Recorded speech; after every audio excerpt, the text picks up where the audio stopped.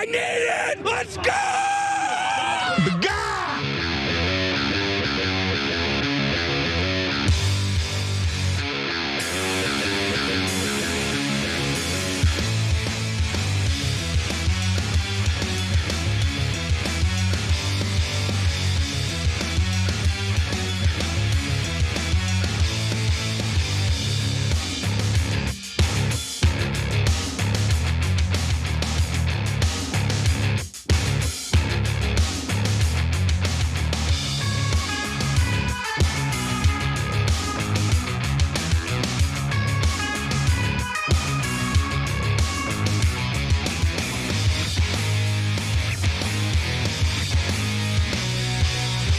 All right, welcome to the Young Turks. Jake Uger, Anna Kasparian with you guys.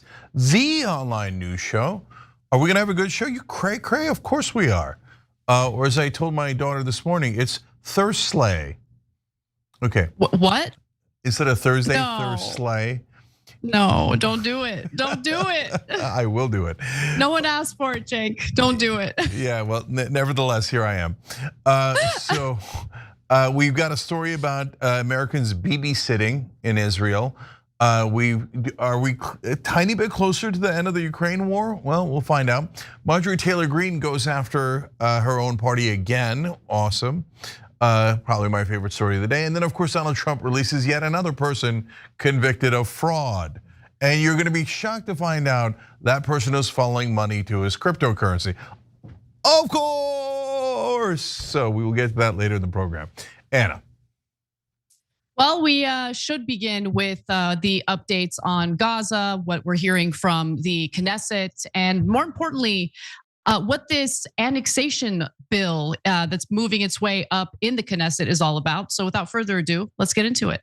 The West Bank is not going to be annexed by Israel. The policy of the Trump administration is that the West Bank will not be annexed by Israel. Well, appears that today, at least, the Trump administration is condemning the Israeli parliament for a vote that was held just yesterday that essentially formalizes the annexation of the West Bank. Now, today, Vice President J.D. Vance stated that the White House absolutely will not allow Israel to annex the West Bank. And even President Donald Trump, if you can remember, made a similar statement just last month. If you don't remember, here's what I'm talking about. I will not allow Israel to annex the West Bank. No, I will not allow it.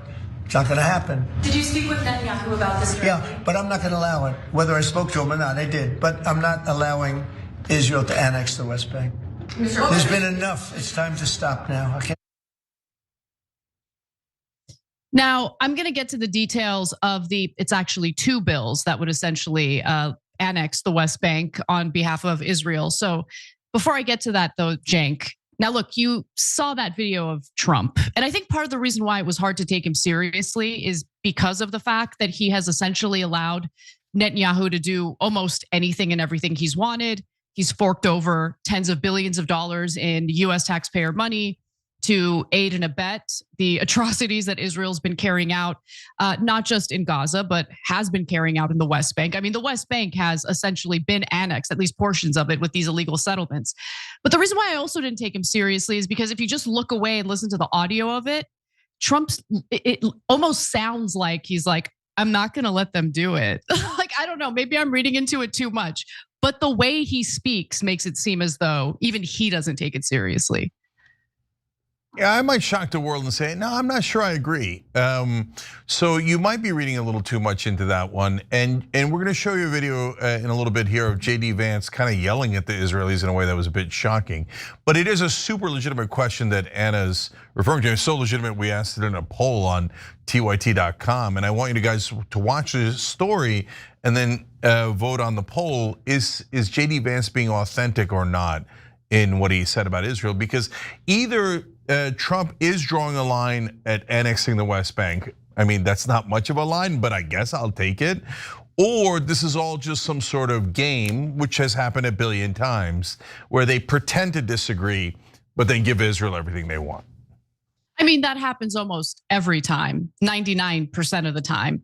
But okay, let me give you the details of the story. And you're right. I mean, my last point about the way Trump sounds is my weakest point.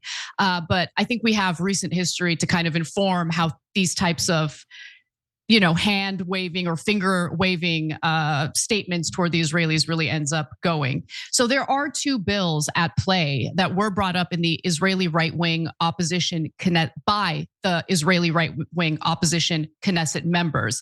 So they want Israel's government to be even more right wing than it already is. And both these bills did end up passing the preliminary votes. Now, what are the bills? The first bill would apply the sovereignty of the state of Israel to the territories of Judea and Samaria, meaning the West Bank. So this is the most consequential bill because essentially what it does is it formalizes that no, the West Bank, we have voted on it in the Israeli government and we have decided it belongs to us. It's in writing. It's now the law of the land.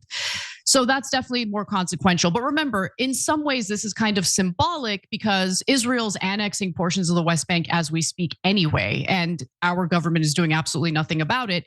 In fact, one of the first things that President Donald Trump did after getting inaugurated is he removed Biden's sanctions on the Israeli settlers who have been raining terror and stealing homes from Palestinians in the West Bank. So it's kind of hard for me to take Trump seriously. Now, the second bill, real quick, essentially would apply Israeli sovereignty onto a specific city settlement that's illegally built in the West Bank. Cenk. Yeah, so Israel's kind of amazing because they say all these things in public. In fact, they voted on it. They said, we're just gonna take the West Bank for ourselves. So this is exactly what we've been telling you all along. Greater Israel, they can take West Bank, Gaza Strip. They announced yesterday they're going to keep 53% of the Gaza that they have, and they've got a plan with Jared Kushner to build Israeli condos on top of the graves of the Palestinian children they killed earlier in the conflict. But the US press never acknowledges it. They just lie on behalf of Israel and say, oh no, Israel's only doing self-defense. And if you say they're going to take land, they call you an anti-Semite. But wait a minute, they just voted to take that land.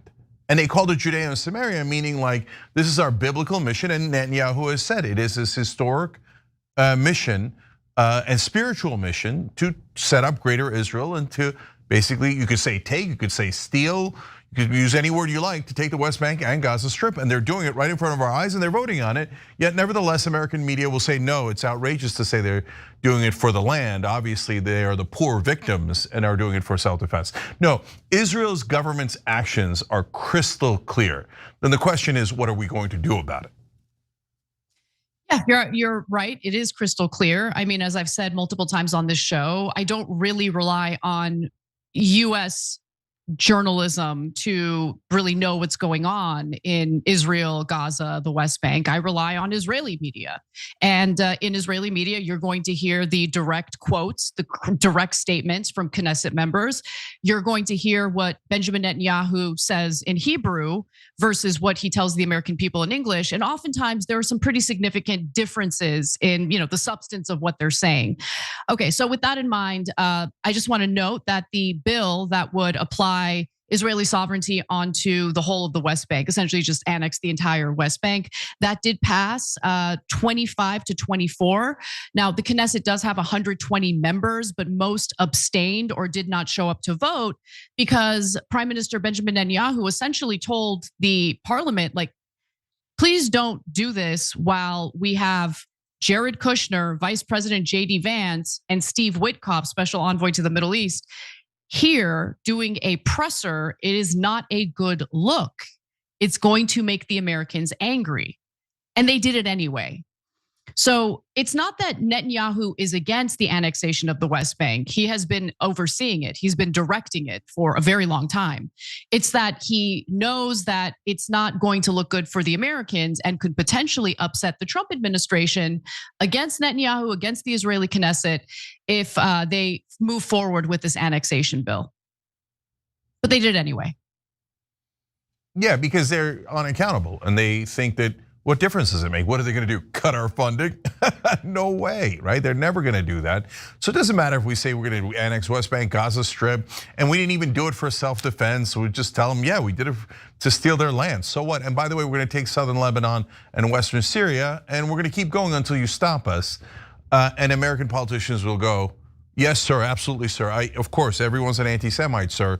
And Americans, you must hand over your money over to the Israelis. You have to give them another $300 billion. And that's, but like I'm saying it's not hyperbole. That's what's happened throughout this entire time. I mean, since Israel has started, and they've attacked our ships. They've killed 7 Americans in the last 3 years.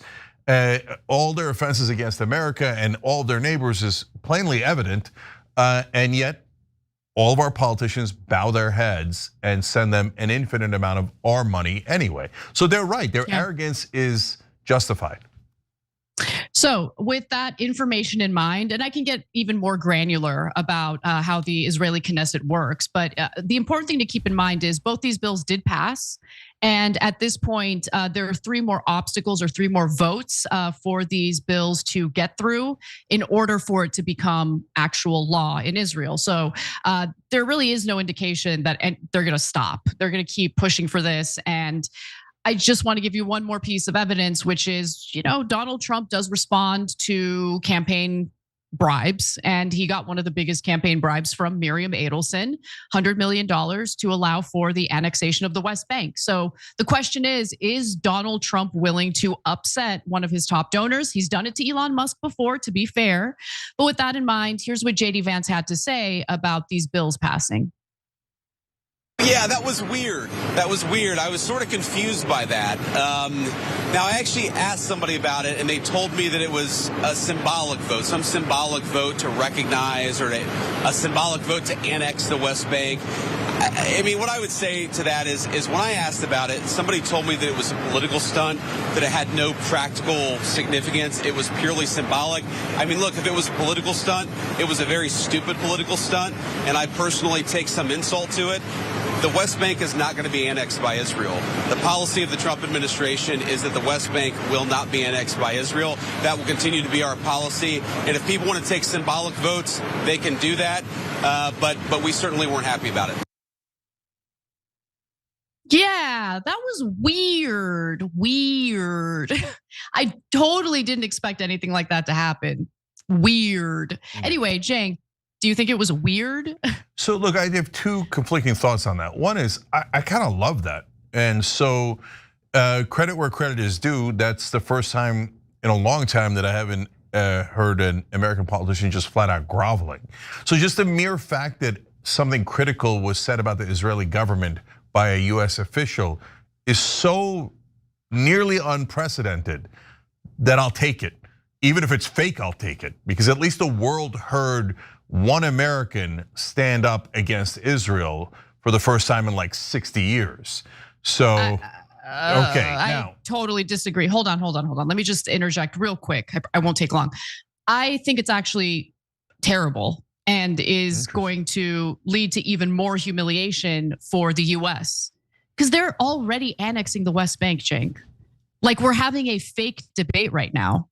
They are already doing it. The Trump administration has done absolutely nothing to stop the Israeli settlers who are doing the land confiscation, who are stealing the homes. In fact, they have lifted sanctions against the worst offenders, including one who, killed, I believe, a US activist. Like, it's just, the whole thing is insane. So like, it's a fake debate. Like what you're watching right now, if you ask me, it's my opinion, but I have reason to believe that it's nothing more than theater. I don't believe for a second that the Israelis are like, well, whoa, the Trump administration is telling us we're being very bad boys and girls. We're being very naughty and we must stop right away. Come on. No. Look, Israel will never listen to America. Israel is the boss of us. We're not the boss of them. So as they continue with the West Bank land confiscation, the annexation, how embarrassing is it going to be for the United States when they do it anyway? We can all see they're doing it anyway. despite the fact that the Trump administration said, no, you may not. No, okay, so first of all, as you remember, I started by saying I'm very conflicted about what JD Vance said. So the first part is what I explained, which is, hey, it's on tape, an American actually standing up to Israel, never happened before. I don't know about never, but close to never. And but the conflicted part is what I was going to get to, Anna. Is of course I agree with you that it's. I don't know if that's JD Vance's statement is BS, but are we going to stop them from splitting the West Bank and de facto taking it? No, of course we're not going to do that. In fact, they already did it. So they, first of all, they just voted to annex it, and they didn't take the vote back. So that's official Israeli position. We're going to steal the West Bank. We're going to steal Gaza. Nothing about self-defense. They're on a giant land conquest. So that's clear. And us not doing anything about it is also clear. They took a section of the West Bank recently that splits it in two and makes a continuous Palestinian state nearly impossible. And we did nothing to stop them. So their avarice knows no bounds. They're going to keep on stealing as we go along. And the other day we showed you just a couple of days ago, a wonderful Jewish American reporter went to the West Bank to see what the Palestinians were up to. He got assaulted along with the Palestinians by these terrorist Israeli settlers. And on tape, they have one of the settlers beating a woman in her early 70s with a club repeatedly as she's on the ground. These are sick terrorists, and our government has been supporting them the whole time. So I think the only question, Anna, is Trump ever going to draw any realistic line with Israel in terms of threatening their financing to make sure that they don't do something even more egregious in the West Bank or Gaza Strip? And so far, that side you're totally right about. No, he is. No, he drew a line when he told the Israelis to bring their ships, their jets back when they were going to do another bombing run in Iran, right? So again, just a smidge more than what a normal American president does. On the other hand, though, he keeps encouraging them to be worse. Oh yeah, Gaza Riviera and ethnically cleanse the Palestinians. So it's a little bit of this and a little bit of that. But lastly, though, what you said, we all see it, and of course, I know you didn't mean that. We all see it here online, but on television and in the newspapers, no, they never ever talk about how Israel is going to take the West Bank and Gaza Strip. They all continue to write Hasbara about how, poor Israel is the victim and they're doing self-defense. So the great majority of Americans who get their news from mainstream media have no idea all of the war crimes and all the land theft that Israel is doing. Exactly. Well, I want to reset to talk a little bit about this whole babysitting story, which it has a funny name, but the whole situation is just so devastating that it's hard to find it funny. Anyway, as we all know, the ceasefire deal between Israel and Hamas is incredibly fragile. As we all know, the ceasefire deal between Israel and Hamas is incredibly fragile. And that is the reason why some of Prime Minister Benjamin Netanyahu's political opponents, like Yair Lapid, are essentially clowning the current Knesset and Benjamin Netanyahu himself for essentially needing to be babysat and dictated by the American government. See, here in the United States, people who are critics of Israel, myself included, like to think of our government as essentially controlled by the foreign government of Israel. But right now, you see some people, some Israeli opposition leaders, essentially argue the opposite, and I find that so funny. So ask yourselves, what do you think is true? Now, the ceasefire has led to various White House officials and those in Trump's periphery essentially visiting Israel to babysit the Israelis and make sure that the ceasefire remains in place. That includes Trump himself, Vice President JD Vance, Secretary of State Marco Rubio, Jared Kushner, the son-in-law to the president and an unofficial advisor, I guess, and Steve Witkoff, the special envoy to the Middle East. Israeli media have joked that the high-level visits are a case of babysitting near constant US supervision of Israeli Prime Minister Benjamin Netanyahu. Netanyahu himself, though, is insisting that no, no, no, no, no. I am in control of Israel, not the United States. In fact, on Tuesday, he stated, 1 week they say that Israel controls the United States. A week later, they say the United States controls Israel. This is hogwash. And Vance said that he visited Israel essentially just to, show his ally, the United States ally, his support. No monitoring necessary. He's not monitoring a toddler, just a war criminal. But we fund that war criminal. So what does that make us? Cenk, back to you. Yeah. So look, it is interesting that apparently our own US officials think that Netanyahu is so psychotic that if they're not like physically next to him, restraining him from attacking his neighbors and killing more innocent civilians and grabbing more land, that he'll do it. Like the minute the Americans leave, he's like, yes, kill more Palestinians, right? And take more land and do all the aggressive war crimes that he's been doing. And apparently it's not just us who thinks that, it's the US government that thinks that. But at the same time, the US government goes, oh, don't get us wrong. We're gonna keep taking billions of dollars from US taxpayers and funding that psycho, that guy who's so mentally unstable, we have to have a babysitter sitting next to him so that he doesn't do further genocides. Which he's done enough genocide. We finance that genocide, but we want him to just a smidge less. And by the way, I mean one of his babysitters is Jared Kushner, who's like demonic.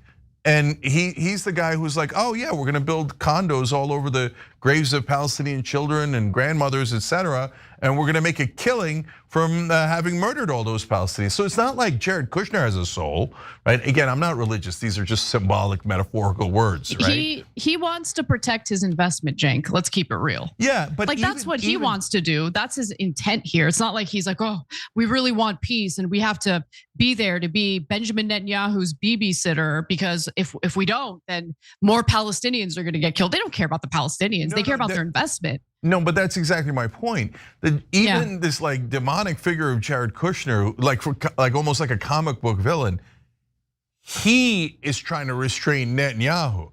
Like that's how insane Netanyahu is. Because what Kushner is saying is basically, reading between the tea leaves of these interactions is that Kushner's saying, we got it, man, Bibi, we got half of Gaza. The American press is a bunch of morons who'll just report that we were doing self-defense. We're gonna build those condos, we're all gonna make a ton of money.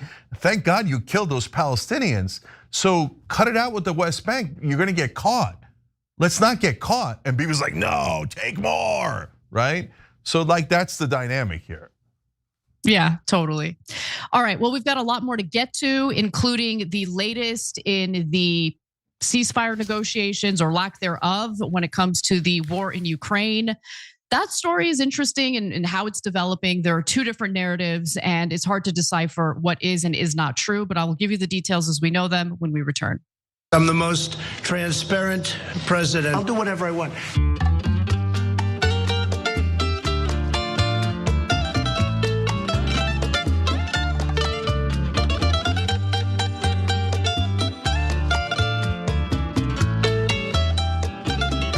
All right, back on TYT. I'm gonna read some of these blind. We're going to super chat. Titan said, just saw a video of a pro-Israeli Asian lady in Israel.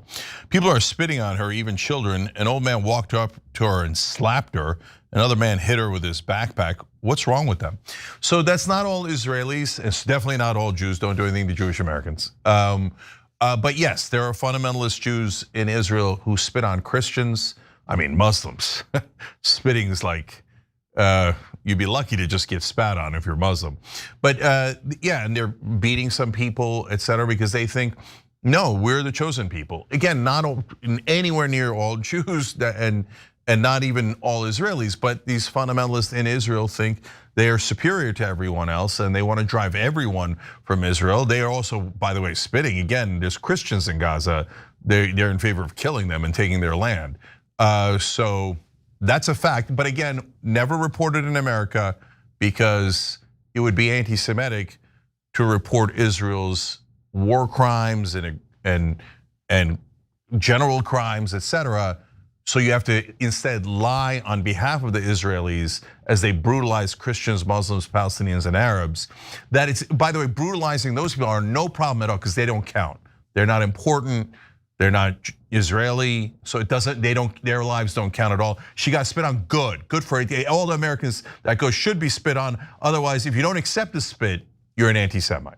Okay, I mean that's how mainstream media acts in America. Why are they actively covering up all of Israel's crimes? Yesterday on the show, we talked to the uncle of a 15, he's now 16, kidnapped at 15 by the Israelis, taken in the middle of the night. No communication with his parents, been in Israeli gulag for 8 months. The charge against him is that he saw another kid throw a rock. Okay, and the American officials are like, no, you abuse our citizens all you want. Oh, by the way, you could also kill them. 7 Americans have been killed at a minimum over the last 3 years in the West Bank and occupied territories, and American government's official position is we don't care, kill any Americans you like. So did they write that down? No, is that their actions? Absolutely, they've taken no action. Why? Because Israel's the boss of them, they're not the boss of Israel. Stormborn Snuggler writes in, America's legacy, Biden lit the fuse. Trump kept it burning, genocidal, land grab, cloaked in diplomacy. America's legacy now echoes to the rubble and rage. Arab and Muslim nations won't forget this chapter. History rewritten, humanity betrayed. So again, it's our government, it's not the American people. Check out America Loves Palestine and all the other things we have in the Free Palestine collection at shoptyt.com. And all the proceeds go to the Palestine Children's Relief Fund. But yes, the American government, politicians bought completely by Israeli interests, will let them commit any war crimes. He continues, Palestine's red line is long overdue been crossed. The fallout won't be quiet. UAE may soon turn its fury toward Israeli expats. No more handshakes, no more silence. The region is boiling and those who fed the fire will feel the heat. This won't be forgotten or forgiven. I don't know about any of that, brother. I've never seen those Gulf countries actually do anything to help the Palestinians, with the exception of Qatar, who at least does peace negotiations. So those guys are going to get super animated and protect the Palestinians. I mean, if not now, when, right? But and they are impotent. So the only things that they could do is economic, and they won't even do that. Christine Ilgen says, Trump voter here, love you guys. We agree on so much. I appreciate the challenging and thought-provoking ways that you present your arguments. Well, thank you for being open-minded. We appreciate that, Christine, and welcome to membership.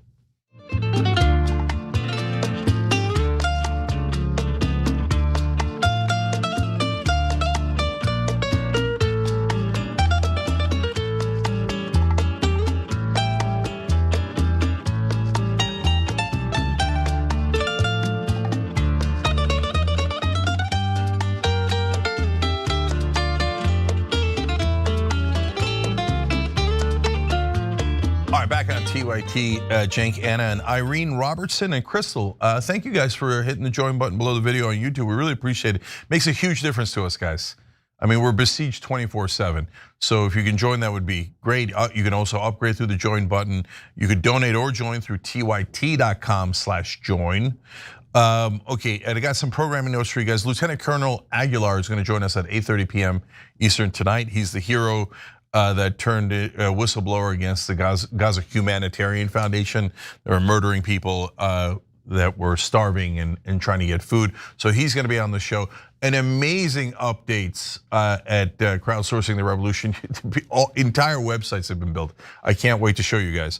And then I want to tell you about a sponsor. So Chapter helps you figure out your Medicare plans, and Medicare annual enrollment is now through December 7th. And so you got to go check out to see if your plan is still okay. The plans change all the time. Is that the plan that's right for you? When you go to talk to Chapter, on average, they save every person that works with them $1,100 a year on average. Okay, I say every person, I mean on average, right? It's just a 20-minute call. It's free. It's easy. You can get there through 707 TYT helps. 707 TYT help, and either they're going to say, "Oh no, your plan is good, and you should stick with it. You actually do have the best plan," in which case you're going to have peace of mind, or they're going to recommend a better plan where you save money and have better benefits. So, no reason not to check it out. 707 TYT help. All right, Anna. All right, well, let's check in with Ukraine and whether or not the Trump administration is having any progress at all in reaching a ceasefire deal. I don't want to have a a wasted meeting. I don't want to have a waste of time, so I'll see what happens. But we did all of these great deals, great peace deals. They're all peace deals. They're agreements, solid agreements, every one of them. But this one, and I said, go to the line of battle, or the battlefield lines, and you pull back and you go home, and everybody take some time off because you got two countries that are killing each other. Well, the two countries that President Donald Trump is referring to here are Russia and Ukraine, of course.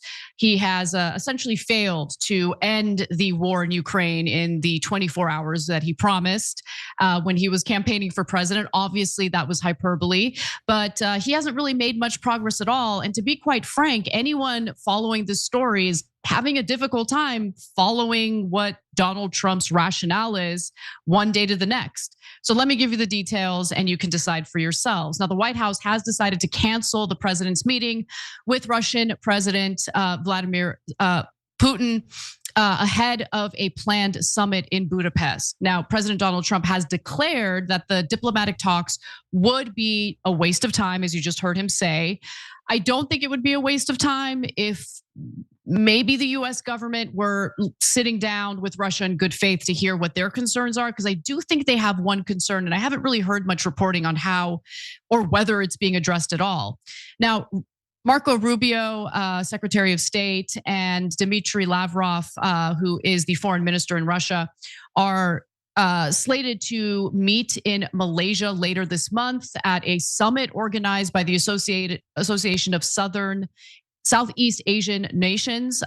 However, senior officials in the Trump administration are now denying that there's any meeting scheduled at all. Officials said that Rubio and Lavrov will continue to engage with each other to map out plans for a possible Trump-Putin summit. So they're kind of sending mixed messages on whether or not they're even open to have conversations.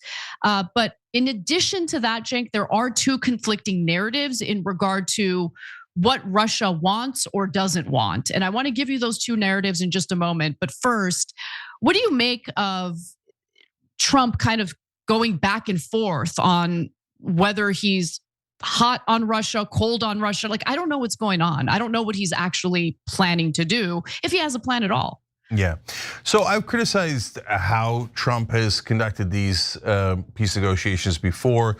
And if you remember, he weirdly got animated about Ukraine's mineral rights in the middle of a peace treaty that's so important to the world between the two different countries. He's like, oh, by the way, I interrupt this peace treaty to say I'm gonna hold Ukraine hostage to give us all their mineral rights, otherwise we won't help you with Russia. So that was unacceptable and weird, etc. But that's all in preview to, no, overall though, I'm gonna give Trump credit because he's clearly trying to get to peace here.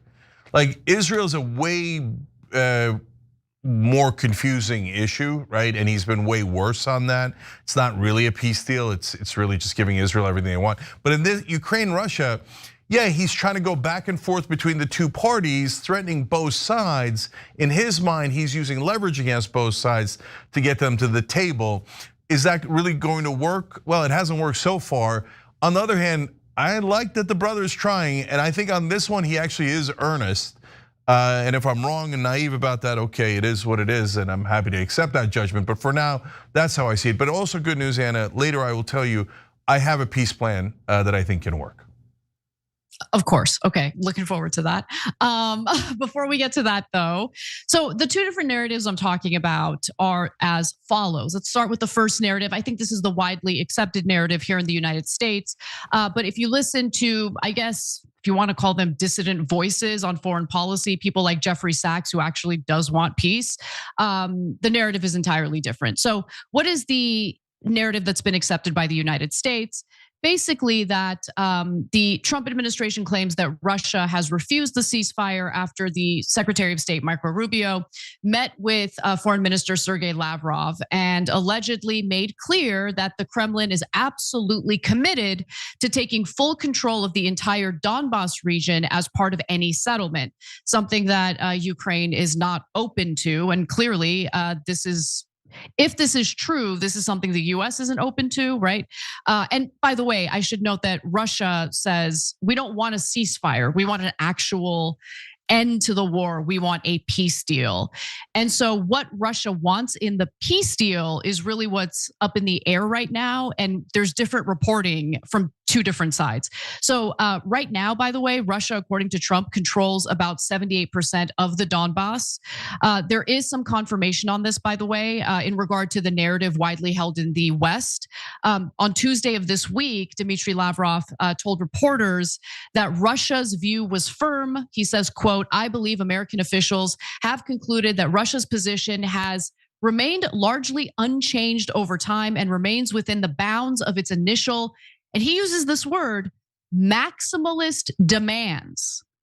Okay, so that had an impact on my thoughts on this story, because if Russia is unwilling to have a discussion about territory and they're like, we want, we're going all in and we're not going to stop. Well, yeah, it's going to be really difficult to reach a peace deal here. More importantly, Russia wants the peace agreement, not the ceasefire. And a senior administration official said Putin signaled that he was open to discussing some matters that could bridge the divide between the US and Russian positions. But I think at this point, there have been so many meetings with Trump that didn't really amount to much. And Trump has kind of learned a little bit of a lesson in that these talks don't really lead to anything. We have a great meeting. He's very nice. It seems like we're headed in the right direction. And then Putin does the opposite. But according to Jeffrey Sachs, the administration actually is not taking some of Russia's legitimate security concerns seriously, especially when it comes to NATO bases within Ukraine. Take a look. There are reasons for this conflict. They are fundamentally because Europe and the United States have insisted on NATO being with bases in Ukraine. And that's the reason we have this war.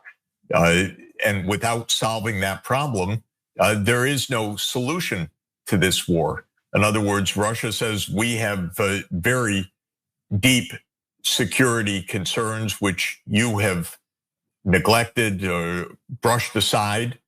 And if we're going to end this war, we need a concept called indivisible security, which is that our security interests, your security interests, Europe's security interests, Ukraine's security interests are on the table, but they're all respected. So I really respect Jeffrey Sachs. I think that his views on how to accomplish peace, I usually align with, right? And the claim that he's making here, I think is a legitimate claim, Cenk. And if I were Russia, and more importantly, if I were the United States and the Trump administration and I genuinely wanted peace, I would really take that, that ask by the Russians seriously and call their bluff, right? If they're not being serious about how this is all they want, that they're just concerned about their security, at least then we'll know definitively. I don't think we need to have NATO bases in Ukraine if that's what's kind of standing as an obstacle to peace. But the real question is whether you believe that's the real reason why Russia refuses to sit down and negotiate a ceasefire in good faith. Yeah, it's super tough to tell because not wanting NATO bases right next to Russia, especially in Ukraine, which is very sensitive to the Russians, is a fair ask, is a legitimate issue in this conflict. On the other hand, Putin almost never means what he says. So, we say that about Netanyahu and Israel. Is certainly true of Putin and Russia. And I think, to your point, Anna, Trump realized after the Alaska summit, oh, this guy is playing me, right? Because Putin came around and messed with him and then pretended he was going to get something out of it. And then afterwards didn't deliver on anything, right? And so Trump felt really burned by that. Then Zelensky was going to come over the other day, as he usually does. And Putin called the day before Zelensky came. And at that point, Trump was having a much tougher line on Russia. And then he softened up and started making demands of Ukraine again. So Putin keeps saying, oh, just right around the corner, right around the corner. And even I get enticed by it. I'm like, oh, a peace deal, a comprehensive peace deal instead of a ceasefire. Well, that sounds pretty good. Maybe the Russians are open to it now, right? But then he never ever delivers. He constantly is, pulling the football. So yeah, Putin has to actually show actions for him to be believed. Otherwise, it's a fool's errand. But again, don't worry, I have the peace deal when you're ready. Okay, we'll get to that in just a second. First, I want to correct an error that I've been making in the context of this story, and I really do apologize for this. I guess I'm a Russophobe, or at least it sounds like it, because I kept saying Dmitry when I meant to say Sergey. So it's Sergey Lavrov, not Dmitry Lavrov. I don't know why I have Dmitry on my mind, but it's not Dmitry. Go ahead, Cenk. Okay. So look, I think the essence of the deal is something along these lines. Are we going to be able to, I greatly sympathize with the Ukrainians. Russia invaded them. They shouldn't have to cede any territory at all. It was an outrageous aggression by Russia, even keeping in mind all the, threats and encroachments that the West did against Russia. Okay, so, but nevertheless, we got to get to peace. So something in the range of 75% of Donbass, they get to keep, because Russia occupies right now about 78%. But in return, NATO is a bridge too far for the Russians. They'll never agree to it. So we do a Qatar-like deal where we give the Ukrainians Article 5 protection without actually putting them in NATO. And then, so where do you negotiate? You negotiate, is it 75% in Donbass? Is it 80%? Is it 100%? Does Article 5 protection mean that US gets to put a base in Ukraine, or no base, or some sort of hybrid off of that? But that's the essential deal that I think can get this thing done. Is that from the outside? Of course. Do I have intricate knowledge of the negotiations? No, guys. I don't claim to be an expert on it. I'm just saying, having covered this story for a long, long time, that's probably where a deal could be made, in that ballpark I'm describing. Yeah, one of the reasons why I've been kind of avoiding covering Ukraine, like every update, the way that we've been covering what's happening in Israel, is because it's harder to decipher what's really going on with these negotiations, right? I mean, with the negotiations between Israel and Hamas, reading Israeli publications has really been eye-opening and informative, because they do good reporting on it and they're actually honest about what's going on. Here in the United States, there really is this like deeply held anti-Russia sentiment, for good reason in some cases, especially when it comes to a war in which they invaded a sovereign country, full stop. But sometimes I worry that the media is misrepresenting the full picture, or what's actually happening in these negotiations, or the Trump administration isn't being fully transparent about what's happening during these phone conversations. And one other thing I'll say about Trump is that he really kind of yo-yos depending on who he spoke to last. One day he's meeting with Volodymyr Zelensky, the leader of Ukraine, and he's musing the possibility of letting them use like long-range missiles so they can do strikes inside Russia. Then he has a conversation with Vladimir Putin over the phone. Next day he has another meeting with Zelensky, and he's like talking him down, dressing him down. It's really interesting, and kind of disastrous. Yeah, look, for me, I think that I cover Israel more than Ukraine for a couple of reasons. One is, in Ukraine, we're funding the good guys who are trying to protect their territory and their civilians from an invading army. In Israel, we're funding the bad guys who are committing a genocide and taking land from the Palestinians through ethnic cleansing, starvation, etc. And it's one thing to say, look, man, I don't like spending money here and the defense contractors and all that stuff when it comes to Ukraine, and I want to really take care of Americans at home, but at least my heart goes out to the Ukrainians. It's another thing when you say, oh, no, we're not going to take care of people at home. We're going to give it to an invading army who's slaughtering innocent civilians at unprecedented rates, and you're going to be forced to pay for that. And that's just unconscionable. And yes, the civilian death rate in Gaza is worse than any terrorist group in the world. That's the IDF committing terrorism at an unprecedented rate with our money. Ukraine isn't doing that. And lastly, Ukraine doesn't control our politicians or our media. Ukraine is an actual victim. Okay, whereas the Israelis, as we've talked about a lot, have fund 90% of Congress. That 90% votes with them instead of the American people all the time. All of American media covers for Israel. American media doesn't cover for Ukraine, at least as much. There's yeah, we don't get the full Russian perspective here, that's for sure. But overall, there's no like Hezbollah, giant amount of pro-Ukraine propaganda in the way that it is overwhelmingly pro-Israel propaganda in the American press. So like, to me, it's apples and oranges. One is a conflict we're involved in because Ukraine's an ally.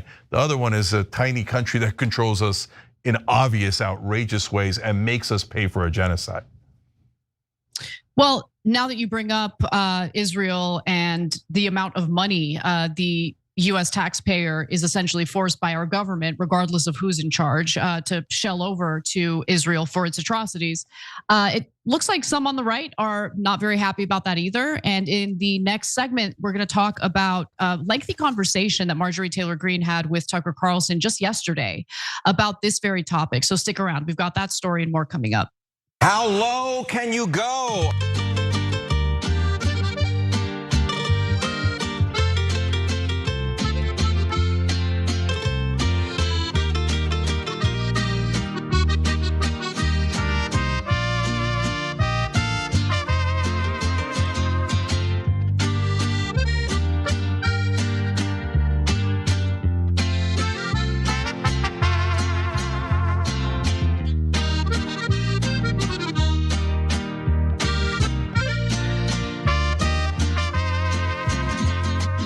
All right, here we go. We got more super chats and the YouTube member comments, etc. Let's go. All these will be blind, so buckle up. Clody 3241 says Putin wants the entirety of the Donbass and Zaporizhzhia.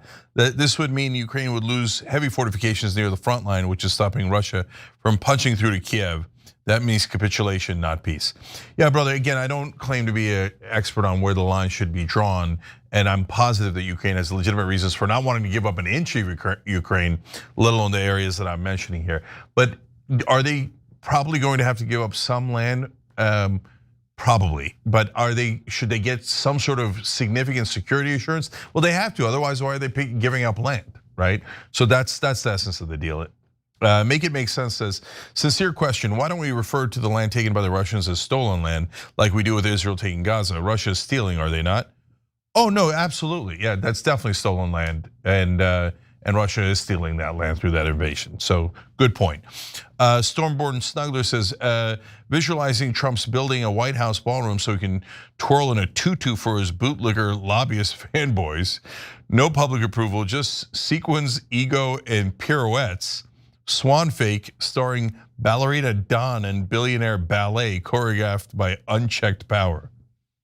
I gotta say, I was amused by that. That was beautiful. That was beautifully written. Like, you should be a writer if you're not already. That was so beautiful. Yeah, well, I mean, he is a stormborn snuggler, so it makes sense. Okay, and he wrote in again, America's legacy, Biden, oh, I already read that one. All right, Oscar Trujillo writes, and Cenk, Anna, how have your Second Amendment views changed, if any, with the overreach? Background checks are fine, I suppose, but assault weapon bans and magazine restrictions are BS in my opinion. The government should fear its citizens.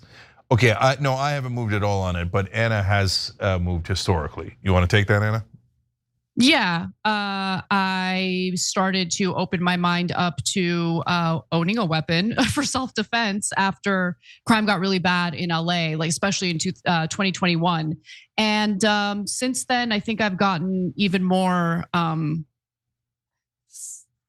pro Second Amendment. Yeah, pro Second Amendment. Yeah, totally. Okay. I mean, that's the problem with so much gun violence, is that it then makes you go get a gun. And then, so I mean, it's a vicious circle in my opinion. But anyway, Simon Moody writes in the YouTube member section, Angry Vance, sponsored by Eyeliner International. Okay, maybe. Athena Oaken says, I love the show and the passion that all of you on TYT and TDR bring to help us get through this. You help keep me sane. Well, thank you, Athena. And if you're a member, you help us be sane and be in business and be on air. And God knows we need it, so we appreciate it. That's awesome. No Math Dragon says Russia took Crimea, they won't stop in Ukraine. Well, that's what I'm worried about. But then the question is, what's the best way to stop them? And that's not easy. Ashura Azumi says at TYT.com, the best way to find out if Israel is going to get what they want, like always, is to see if Netanyahu comes to the US, scolds our politicians for not doing what he wants immediately. That's a good point. He hasn't come by recently, so that means he's happy. I Am Damn Lib says attacks by settlers on Palestinians in the West Bank is ongoing. Oh, that's for sure. We'll be back.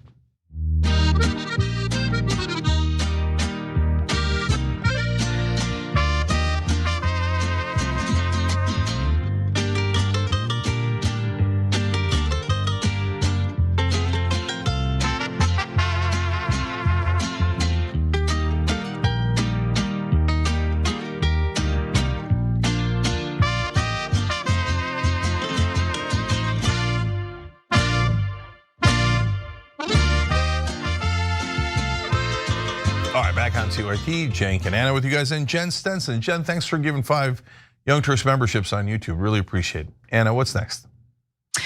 Well, God, we live in very strange times, I have to say. Like, if you spoke to me in 2020 and told me that in 2025 I'm going to hear a conversation between Tucker Carlson and Marjorie Greene, and like a lot of what I'm hearing, I wouldn't believe you. And I would probably think, oh, wow, like the country, like we went through the apocalypse. But I have to give Marjorie Taylor Greene props, because as she's being attacked by her own party for saying the right things, she remains undeterred. Let's get into it. And if you're wondering why people are talking about primarying me, well, it's because I don't take any money from AIPAC. How does Laura Loomer get to be a Pentagon advisor, but you get primaried? Like, what is that? This is a woman that can't even legally buy a gun because she has such serious mental problems. It's nonstop. Israel, nonstop. Well, Tucker Carlson had Congresswoman Marjorie Taylor Greene on his program, and they had a pretty interesting conversation about what it means to be MAGA, what America First is, and whether or not the Trump administration is living up to those ideals. And we're going to show you some of the highlights from their conversation, which I particularly enjoyed for a number of different reasons, which we'll get into. But before we get to that, Cenk, there was some clowning happening. They were clowning on Laura Loomer, and just want to get your thoughts on that. Yeah, so I think this is an awesome development because it's not, oh, haha, they got Laura Loomer. It's that there's actual independent thought breaking out all over the political spectrum. And so in the old days, they would never break ranks. So if Laura Loomer said, okay, you have to do X, Y, or Z, everybody would say it. And why Laura Loomer? It wouldn't come from Laura Loomer. It usually come from Rupert Murdoch. But I mean, Rupert Murdoch is just an older male version of Laura Loomer. And Tucker used to work for Fox News, and they had to do all that propaganda, and they're sick of it. So, and guys, the reason why I predicted so long ago that some of the right would turn and actually agree with us on some issues, as they're doing here, is because of the infrastructure of media. And the reason I tell you that is not to just pat myself on the back, so though I'll take it. Okay, it's so that you understand how things work. So when you have to report to a boss in a multi-billion-dollar corporation, you're not going to have any independence. You have to do the talking points that Rupert Murdoch wants, or Jeff Zucker wants, or whoever it is that's running these companies. When you're on your own and you make a lot of money, as Megyn Kelly, Tucker Carlson, et cetera are, or you're Marjorie Taylor Greene or Tom Massey, and you're raising a lot of money from the grassroots, real people, and not giant corporate donors, well then voila, you've gained your independence. So you're now more beholden to your grassroots, and that has downsides too, but I'd much rather have that because they're real American citizens. And you could actually think for yourself. You don't have to do the talking points that corporate media gives you. And that's why you're seeing this division in a healthy way, in a wonderful way, where they're beginning to go, wait, why are we for higher healthcare costs? None of my voters want higher healthcare costs. Exactly. Okay, let's get to what she had to say about the phonies and the corruption within the Republican Party. And by the way, let me just preface this by saying there was plenty of criticism of Democrats as well. It's not like it was just all about bashing Republicans. So I'm under no illusion that Marjorie Taylor Greene is suddenly developing left-wing ideology. But with that in mind, here's what she had to say about members of her own party. I can remember Mike Lawler coming up and saying, he hated Donald Trump openly, used to make fun of him all the time. And then all of a sudden, after Donald Trump won in 2024, he finally decided it was time to put on a MAGA hat. It just made me sick. Electing Donald Trump was a referendum on the Republican Party. And I very much feel that, because many times I hate my own party and I blame Republicans for many of the problems that we have today. And I blame them for being so America last, to the point where they are literally slaves to all the big industries in Washington, the military industrial complex, big pharma, health insurance industries, you name it. They are literally slaves to them, and they love the foreign wars so much. They get on board and they campaign and they say America first, and they try to utter and mimic these Donald Trump talking points. I mean, all these people that work so hard to give us the majority, when it comes time to doing that, what are we doing? We're sitting at home.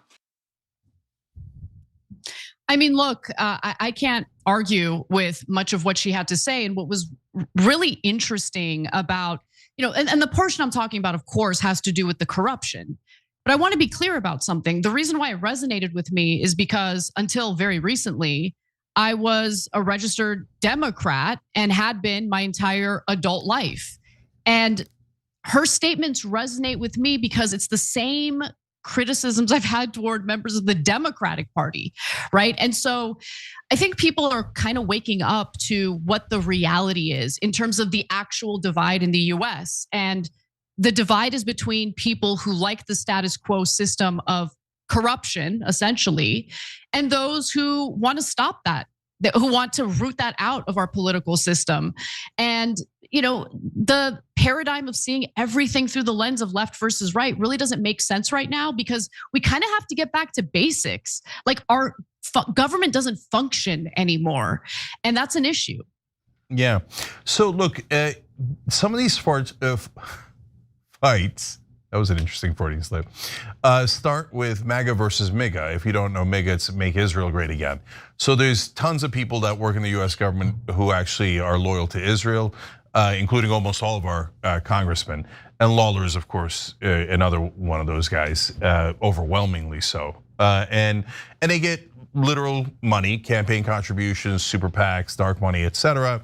And they serve their donors. And so that's how some of this fight started, because at some point, some folks in America First realized, wait, constantly putting Israel first and America like eighth, by definition, isn't America first. And these guys are clearly serving Israel. It's not even close, right? We were saying the same thing about Biden, and now we're seeing Trump do the same thing, and Rubio, obviously, totally for Israel, etc. So, but I think the bigger, even more important issue than that is that it's the tip of the iceberg, and it's making them realize, oh, almost all of the corporate politicians, like 99%, or at this point 98% of the Republican Party and 90% of the Democratic Party. But you know what? You want to flip those percentages or have different ones, that's fine, right? But an enormous percentage of both parties are in the establishment corporate donor, foreign government donor category. And we're in the grassroots category, the populist category. And so the real fight is not between those two things versus left and right. Because once you realize, oh, wait a minute, once we get into the grassroots populist wing, left or right, we agree on so many things: lower drug prices, higher wages, lower housing prices, no more wars, no more corruption. Oh my God, we agree on like 70% of stuff. We still disagree on culture wars, etc. But it turns out they've been getting us into a fake fight the whole time. And so to see these former cable news anchors and current representatives begin to open their eyes in real time, it's an amazing sight, Anna. Yeah, it totally is. Look, I love that you have this awakening happening in the country in regard to just how our politics actually works. Because once you realize how much rot there is within our political system, then it kind of like snaps you out of it. You can kind of see things a lot more clearly. You see how fake everything is, like how much of the narratives, the left versus right narratives in the country, not all of it is fake. I don't want to minimize it. Like, there's a real difference in ideology between the two sides, and that definitely exists. But the way the issues are framed and the way that, the power brokers in this country essentially pit ordinary working class people against each other and distract us with that, as the big issues get dominated by either corporate interests, moneyed interests. You get the point. That's what really needs to be addressed here. And I love that Marjorie Greene is unafraid, undeterred, and she's still talking about this in the context of her own party. Because guys, if we don't hold members of our own parties accountable, then things are just going to keep devolving. Now, I want to reset for the foreign policy portion of their discussion, because I did like much of what was being said here. So let's get to that. Now, Congresswoman Marjorie Taylor Greene was having a conversation with Tucker Carlson about how the Trump administration is carrying out its foreign policy and whether or not it lives up to the expectations of the MAGA movement. Take a look. People are pissed. I'm talking about pissed. Everyone I'm talking to at home is going, hold on now. Why are we considered hateful and anti-Semitic if we don't want to pay for Israel's wars constantly? That doesn't make us anti-Semitic and hateful. We want our money to stay here at home because you want to know something? People are hurting here at home. Oh, I know. Food prices are high, rent is high, home prices are ridiculously high, cars are high, auto insurance, home insurance, health insurance is insane. Energy prices are high. I can tell you that in my own electric bills. They're much more expensive than they were even a year ago. It's a revolving door at the White House, a revolving door of foreign leaders and prime ministers and presidents, all with their hands out, demanding money and demanding attention and demanding America do this. I mean, let's take, for example, this $40 billion bailout for Argentina. That's probably one of the grossest things I've ever seen. Yes, preach it. The $40 billion Argentina bailout is insane, especially after, Trump's trade wars unfortunately has led to a situation in which our soybean farmers have been squeezed out of trade entirely. And who do you think came in to make deals with, for export of soybeans to China? None other than Argentina. So we're gonna bail out Argentina after they hurt our soybean farmers. I don't know if many of them or all of them voted for Trump, but it doesn't matter. They're very upset about this. And I'm really happy to see that Marjorie Greene is talking about it in this interview, along with the frustration that a lot of Americans are feeling across the political spectrum in regard to the resources we're bleeding out in or on behalf of Israel right now. Yeah, so look, again, I love this awakening. And so since Marjorie Taylor Greene now mainly relies on grassroots donors and she's gotten off of not all, I'd have to check to see if she's gotten off of all the corporate PAC money, but she certainly doesn't take AIPAC money, and she's taking a lot less of the big donor money. And she's now famous enough that she can raise plenty of money from the grassroots. And so, some of those folks who give her that money and who vote for her don't agree with us on a lot of issues, and we've got good fights over that, right? But what she's now seeing is, oh, now that I'm responsive to the grassroots, I'm seeing the grassroots are suffering. Because and by the way, to be fair to her, when she first came in, she came in as a populist. But the minute you get into Washington, and this happens to Democrats even more so, you get Washingtonitis. It's a virus. It's like one of those things from Star Trek where the thing goes into your ear and starts controlling your brain. And you're like, must do things that the establishment wants. And then you forget all about, wait, we were supposed to serve the average American who's getting slaughtered by inflation and rising prices and housing prices are totally unaffordable, et cetera. But what does anybody in Washington ever do about any of that? Nothing. Why? Because the average American doesn't have any lobbyists and doesn't have super PACs or doesn't have dark money. So the guys with all the money control almost all the politicians. That's why, look, Mike Johnson and Marjorie Taylor Greene are in a fight again, right? But who is Mike Johnson? Mike Johnson is the establishment. But who agree? And where's Trump come out between Mike Johnson and Marjorie Taylor Greene? Honestly, about 100% on Mike Johnson's side. That doesn't mean that Mike Johnson's a populist. That means Donald Trump is actually establishment. He did a giant tax cut for the rich. He's done a bunch of things for himself, a lot of pardons for white collar criminals.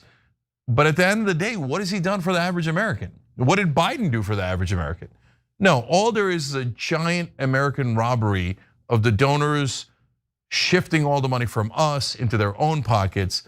The fact that some on the left like Ro Khanna, some on the right like Marjorie Taylor Greene have woken up to the robbery and are now headed in that direction to begin to mitigate it, it's a small development given the 535 people in Congress, but it's a super positive development.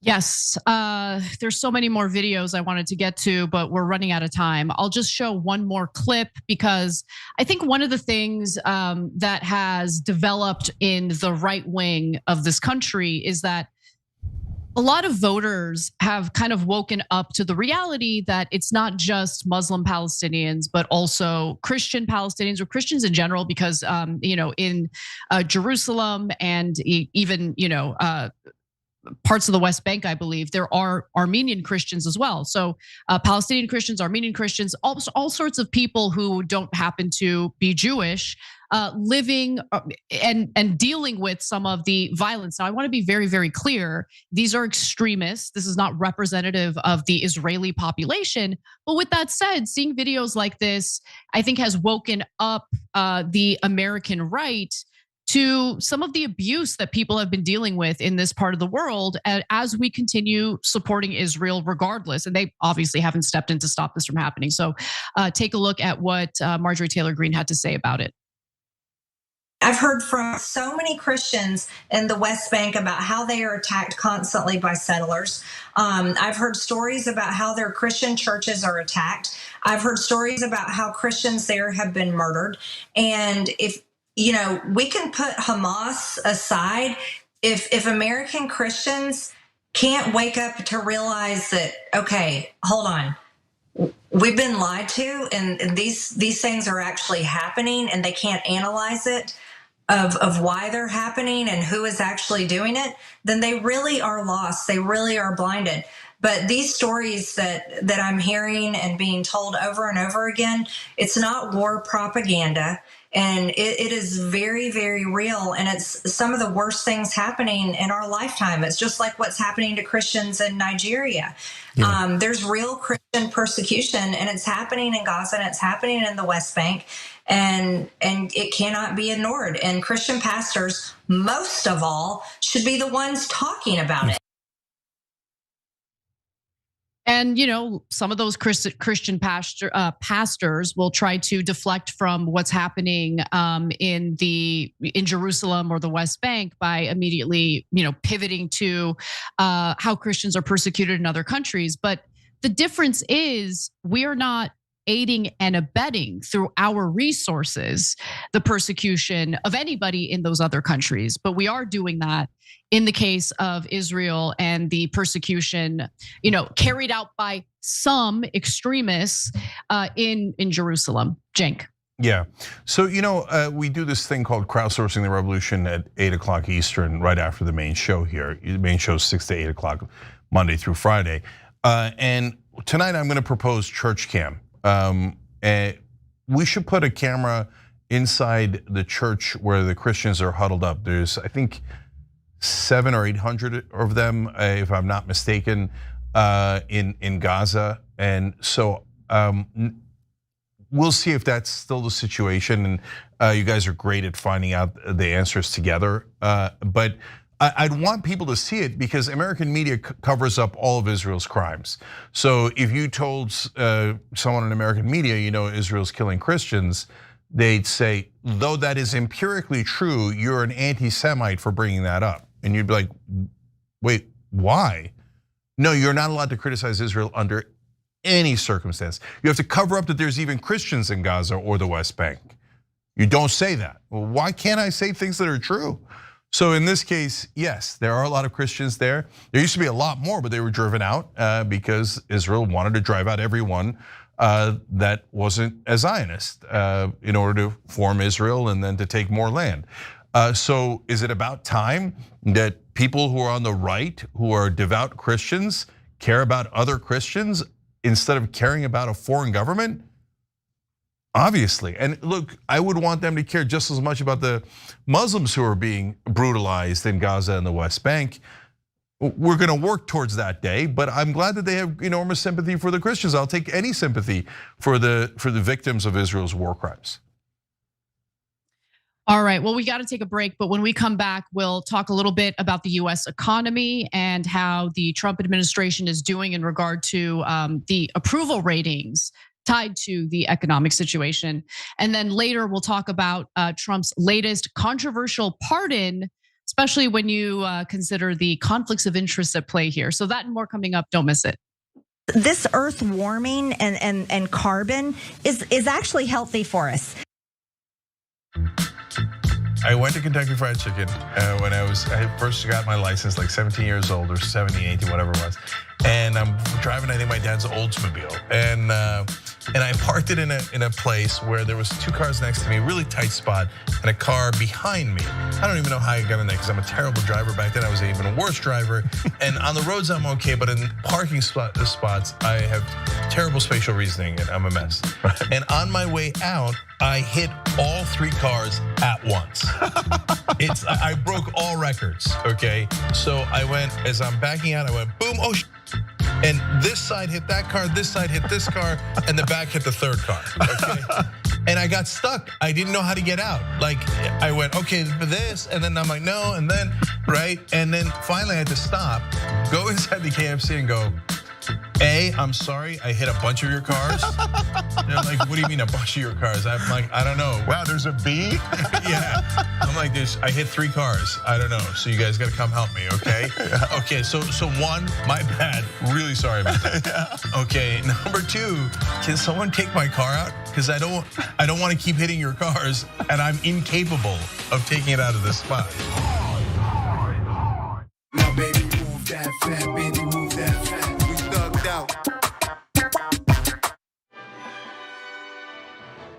Hi, I'm Brett Ehrlich with Breaking News with Brett Ehrlich. This is Breaking News with Brett Ehrlich. Hi, Brett Ehrlich here. According to EPA head Scott Pruitt, climate change is not happening. He cited a meme on Facebook he saw. When pressed to back up this source, he said it must be accurate because the watermark said it was made by a scientist. So, your move, Truth.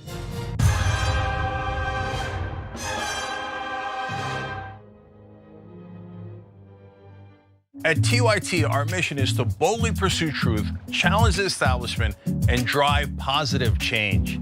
At a time when corporate capture of our media, our government, and our politics is nearly absolute, everyday working people need a champion to fight for them and to push back against the powerful interests that threaten our democracy itself.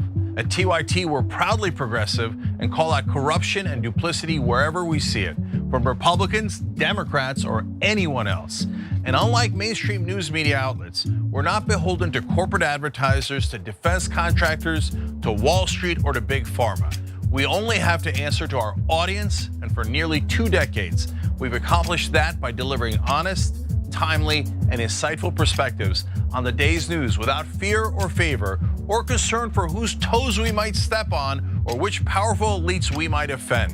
And while we're super serious about the news, we also manage to do it in a way that is fun and lighthearted.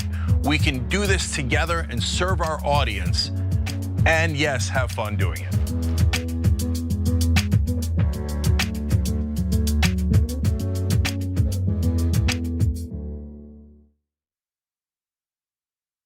You are the media revolution. You are much needed. TYT, TYT. The place is like 95% TYT on.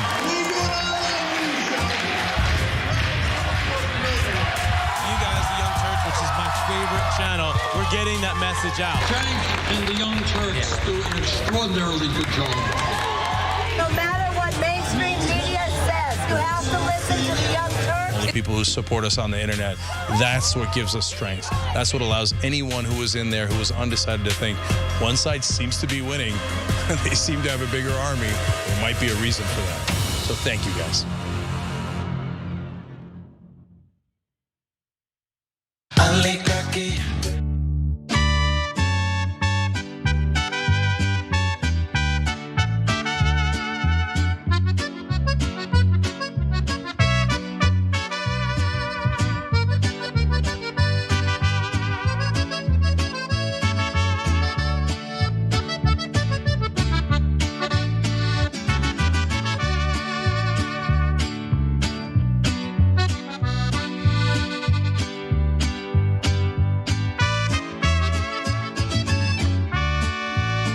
Back on TYT, Jen and Anna with you guys. More news.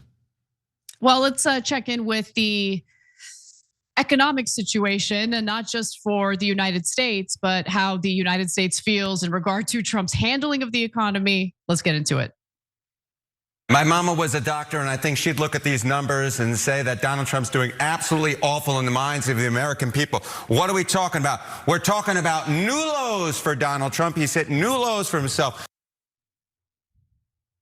How low can he go? That was CNN's Harry Enton, of course, revealing that President Donald Trump isn't just polling badly on the economy. Apparently, he is setting records on how poorly he is scoring on his approval. So here's more from Harry Enton's analysis on the polling on this. CNBC, look at this.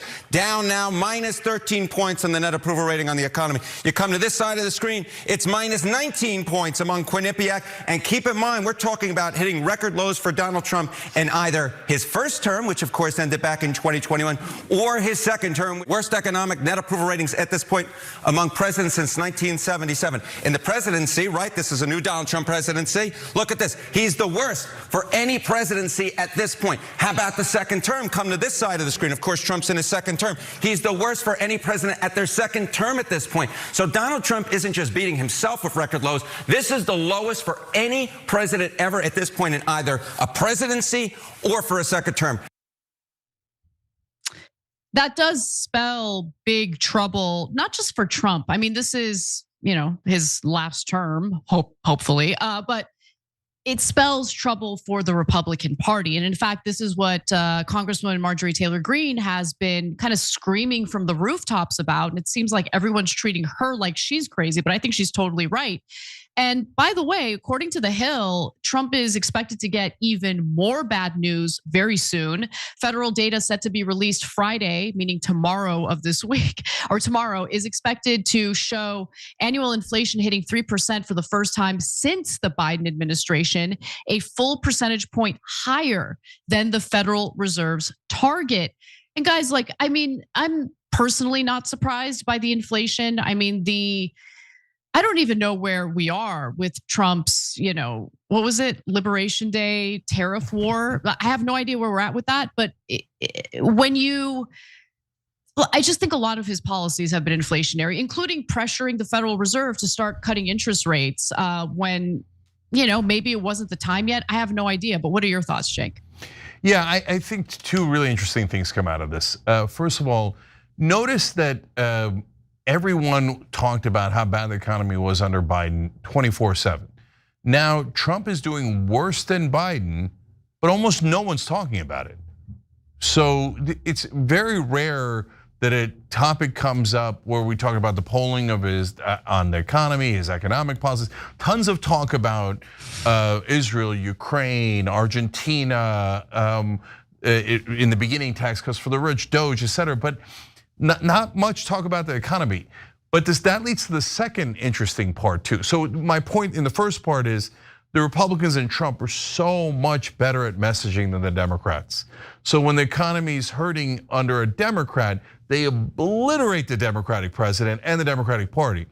When it's hurting under a Republican president, I don't want to say barely a peep. Some folks are talking about it, but not anywhere near the maelstrom that was happening under Biden. Now, but that leads to the second part, which is that even though there isn't anywhere near that level of conversation, national conversation around the economy, Trump is still getting his ass handed to him by the American people on this issue. His polling is disastrous because, Anna, the economy is the one thing you can't solve politically with propaganda. Because at the end of the day, they go to the grocery store, they go try to buy a car, a house, and you're not going to be able to trick them into thinking that higher prices are their ally or their special ally. Yeah, look, I'm just going to be 100% upfront about this. It wouldn't matter if you had wall-to-wall positive coverage of Biden's economy. I knew that my quality of life had not gotten better under the Biden administration. And in fact, I witnessed every tiny, minute update on the not big beautiful bill, sorry, the Build Back Better agenda that Biden had, and the way that he didn't really negotiate for the very provisions that would have directly benefited ordinary working class people in this country. So, like, the propaganda doesn't even matter that much anymore. I mean, look, just to kind of go off on a little bit of a tangent on this, you have Israel committing more money, tens of millions in more Hasbara funding. And look, every tweet of mine or post on X, it immediately bots swarm immediately. But it doesn't matter because people have already witnessed what the last 2.5 years, 2 years looked like in Gaza. Right? Everyone saw it. We see the videos. There's no amount of propaganda that can change our minds about that. But yeah, the Trump administration hasn't been doing a good job either. And I think that's pretty clear. Let me give you some more polling numbers. Food prices and energy prices have been driving up inflation. And to be frank, Trump's unwillingness to follow through on that meeting that he had scheduled with Vladimir Putin in Budapest wasn't helpful because that rose oil prices by another 5%. Simultaneously, it's getting harder to find a job. An Associated Press NORC Center for Public Affairs research poll found that 47% of respondents said when it comes to their financial situation, they are not very confident or not at all confident they would be able to find a good job if they desired one. 37% in 2023 and 27% in 2021 said the same about their confidence level in finding a good job, marking a jump of 20 points in the last 4 years. So what this is actually signaling, guys, is that the Federal Reserve isn't incorrect. Like they're right when they note that, the economy has slowed down, thus justifying a cut in interest rates. But what we're really seeing right now is what's known as stagflation, where the job market is really hurting. At the same time, inflation continues to rise. So cutting interest rates isn't necessarily going to help the situation. In fact, there's really not much the Federal Reserve can do. And that's how bad the economic situation really is.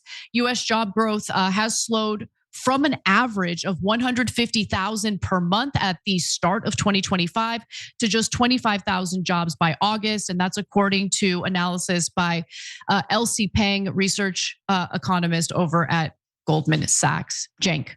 Yeah, so some things are not related to how dysfunctional our government and politics is. So for example, the corporations don't want inflation either. That also hurts them. They didn't want Trump's tariffs. Tariffs are driving up inflation a little bit. Tariffs are, especially the way that he executed them, were not logical, right? So it's not all just corporate rule and their donations to the politicians that are rigging the system. There are some other elements too, like Trump's bizarre decisions on the tariffs. But overall, the reason why you're seeing this in Democratic and Republican administrations is because we do live under corporate rule. So why does that make a difference? Well, when those corporate donors give billions of dollars in aggregate to the politicians, what they buy back is lower wages. The National Restaurant Association is a great example of that. When they were debating for like a second the higher minimum wage when Biden first got into office, the National Restaurant Association literally gave checks to Kristen Sinema and Joe Manchin and many others the day after they voted down higher wages for Americans, right? A higher minimum wage also pushes up everyone else's wages. So there are literal donors and lobbyists working 24/7 to make sure that your wages are lower, not higher. So that is rigging the system. And then of course they want their products to be as expensive as possible to make a larger profit. So that's why the drug companies represented by Big Pharma, probably the most powerful lobby in America, are constantly legally bribing almost all of our politicians so that we're not allowed to negotiate drug prices. That creates obviously much, much higher drug prices for all of you guys. So as you see all these prices going up, also for housing, by the way, and I could show it to you in almost every category. There's a reason for that, because corporate donors have rigged the system in their favor through legalized bribery. And that's why you're feeling like you're being oppressed and the game is rigged against you. Your instinct is correct. They did it by buying off all of our politicians. Now, the economy doesn't really matter too much, or at least isn't really hurting one person in particular or a group of people in particular, and that's members of the Trump family. It might have something to do with crypto, and the crypto business might have something to do with a recent pardon that Donald Trump has agreed to. So we're going to get to the details of that and more when we come back.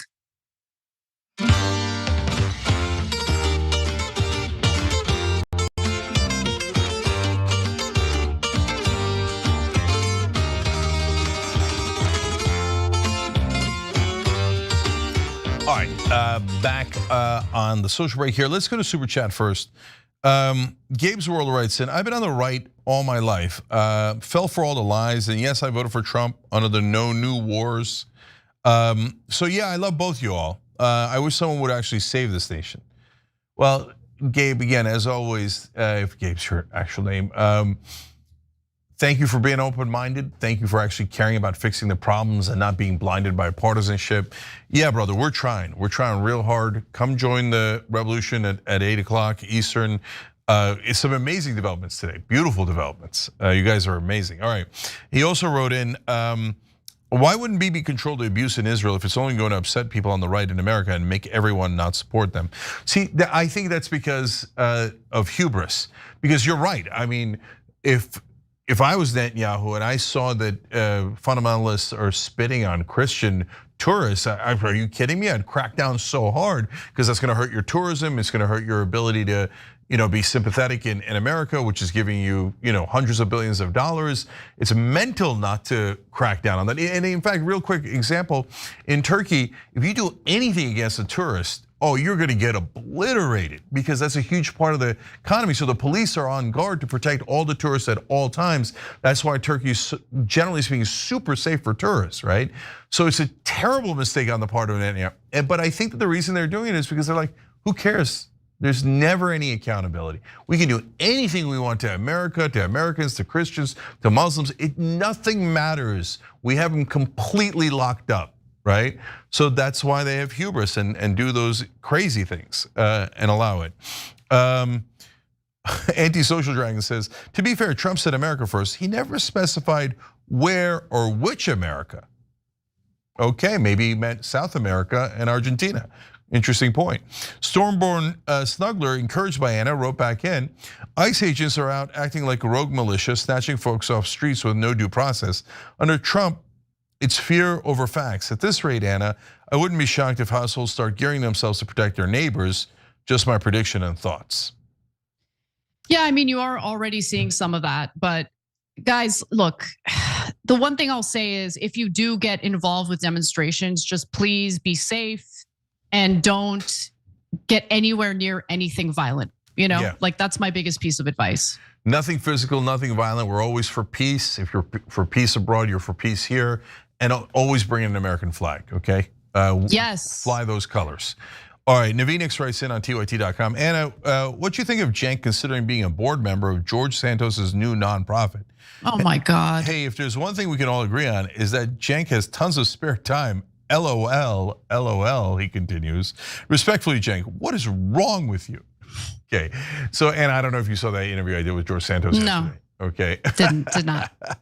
So he's starting a charity for prison reform, and he says millions of, and people have already said they might give millions of dollars to it. Oh my God, Cenk, please run as fast as you can. What are you doing? Are you really considering this? Listen, no, I didn't say yes. I didn't say yes. This is all hilariously theoretical. I'm amused by it, but he said, I'd like you on the board to make sure that basically he doesn't steal the money. It's a very ironic proposal. Anyway, Grok the Vote says Trump is only interested in waterfront Palestinian territory. That's what we're all worried about. All right, we'll be right back.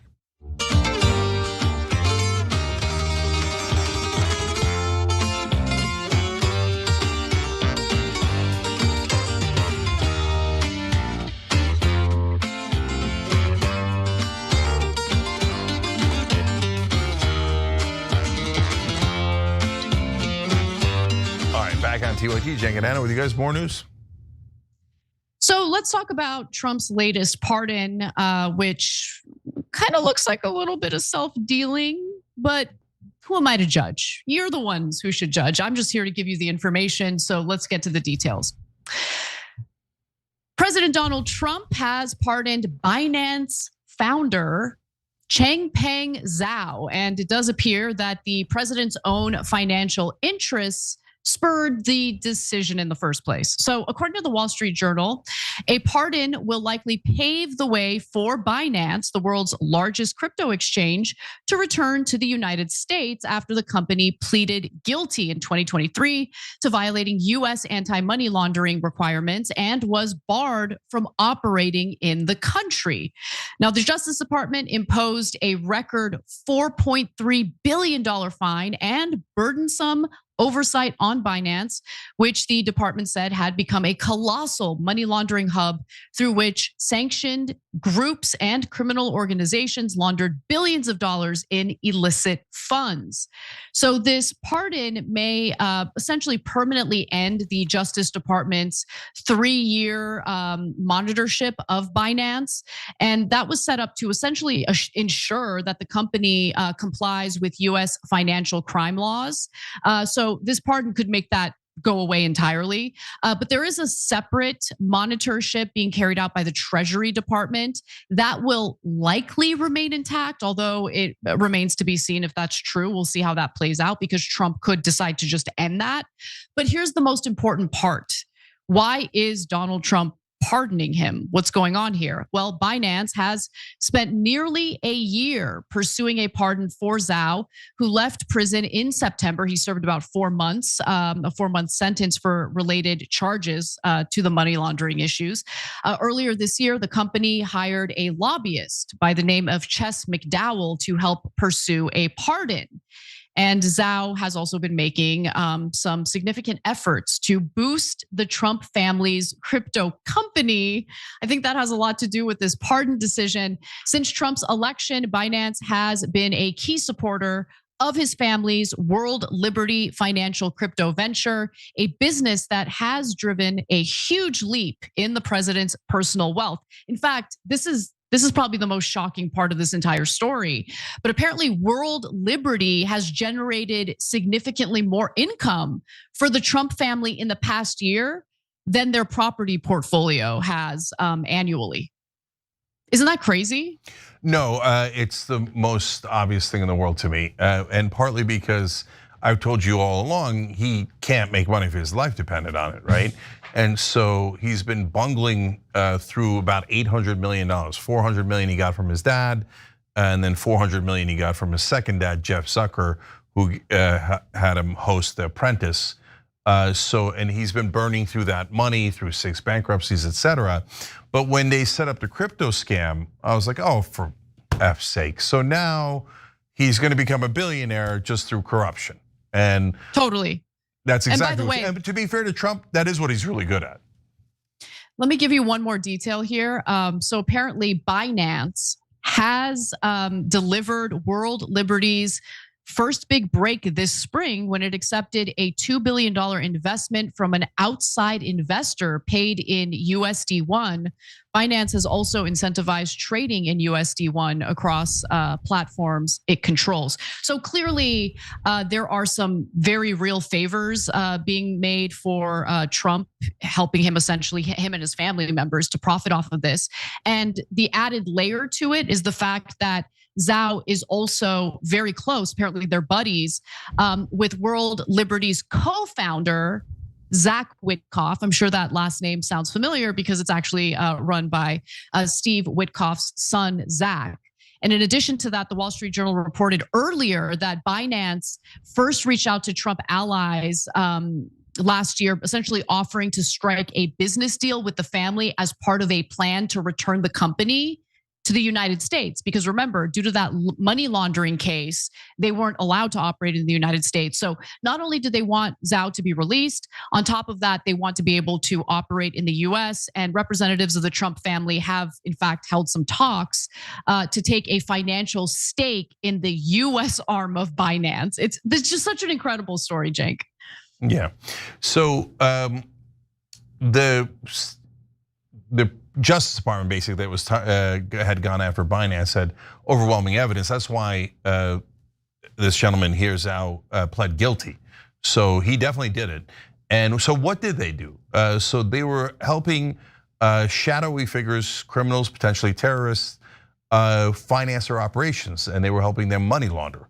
And our government described those illicit transactions happening through Binance as causing, quote, significant harm to US national security interests.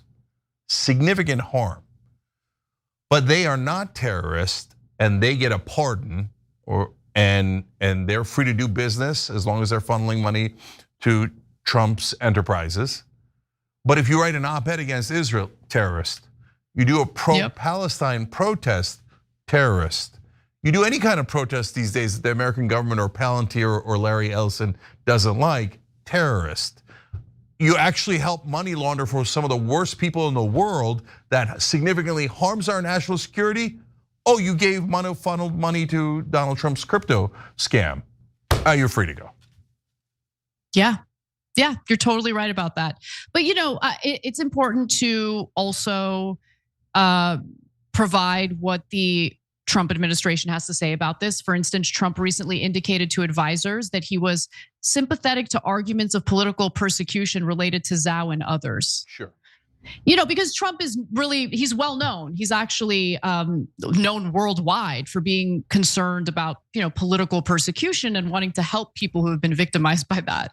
Has nothing to do with the family's crypto business. Yeah, no, because he's saying like people who are political enemies and targeted by a president like Letitia James and James Comey and others, his heart breaks for them. That's why he's so concerned about political persecution. Oh, you're funneling $2 billion through my operation, so I'm gonna get to keep a giant chunk of that. And by the way, after I pardon you, you're gonna do new deals with, again, like honestly, like his meme coin is nothing but a scam, right? The coin that they're using here, or the currency that they're using here for the $2 billion Binance deal is a little bit different. It's pegged to the US dollar. But nevertheless, once you funnel it through Trump's organization, he keeps a percentage. So that's why they're making ungodly sums here. They're basically just selling off the US government. You want to pardon that, that'll cost you, and it's not going to go to the taxpayers. They were supposed to pay a huge fine. George Santos is supposed to pay a huge fine. I don't know if all these guys who are getting pardoned from white collar crime are going to actually do any restitution for the people that they robbed or to the US taxpayers, but don't worry, Donald Trump is getting paid.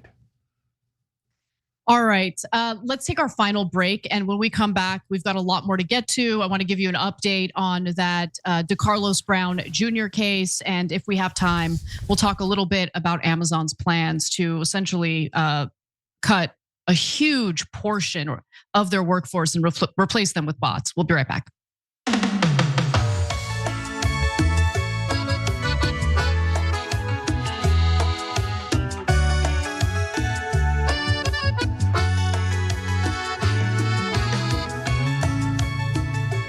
Back on TYT, YouTube members, Balk says, I'm pro prison reform, just not with George. Okay, super fair. Stoner Wolf says, I'm forced to eat generic Twinkies here. Come on. And if that's not a sign of, no, that's not yes, that's no. It's Twinkies, but it's generic Twinkies because he's worried about the prices. Yeah. What are we gonna do with Bart? Okay. So a Green New Dealer dragging on Twitch says he's gonna crash the economy and make money on the way down just in time to hand it over to the Democrats to fix. Sounds about right. Whether Democrats fix it is a different question.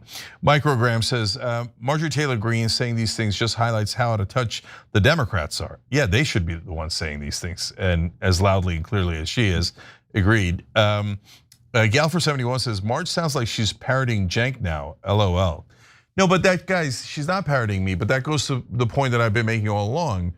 I told you're gonna be shocked at how much the populist left and populist right agree once you get past the media figures who are trying to divide us and get us to hate each other. We probably agree on like 70% of economic issues at least. And by the way, yes, her and her boyfriend have told us they do watch the show, so that's fun. The Notorious Rob says, my electric bills are insanely expensive now. All of these prices are going up, and they're going to price me out of my home. Our electric bill's sky high too, so we're all getting hurt. The only people who aren't getting hurt are in Washington, of course. Velvet Goldmine says the countries around Russia are afraid of Russian aggression, and they want to protect. They want the protection of NATO. And so, why is Russia allowed to feel so aggrieved? If they were a friendly neighbor, people wouldn't feel like they needed NATO protection. No, that's a great point, brother. And look, I'm just trying to avoid war and try to get to peace. And antagonizing Russia isn't helping that process. But overall, you're right. Russia's doing the same trick as Israel. Oh, I felt threatened because you were near me, so I was forced to attack you, kill you, and take your land. Were you? Were you forced into that? So, point well received. Funkin' for Fun at TYT.com, these are members there, say, yeah, that Santos interview was humorous in an ironic postmodern way. Cenk, I thought you weren't artistic. I'm a very artistic person. You caught me. Mary Ellen Van Buren says, I have to agree with her. I wish there were some brave Democrats who could talk about their own corruption. These days, Ro Khanna's doing it, so bless his heart. He didn't used to do it, but he is now. Nerd Ferguson says, funny how the human brain works when you remove campaign donations from super PACs and employment by a giant media conglomerate. Exactly. Atomic Ann says, oh my God, at the gym, and Nina's on CNN.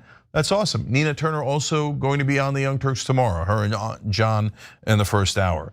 John Campbell Reese says, I agree with you, Anna. In 2020, I would not have believed this either. Referring to Marjorie Taylor Greene, Tucker Carlson, and others beginning to swing. Michael Napin saying MTG should sign TYT's populist plan.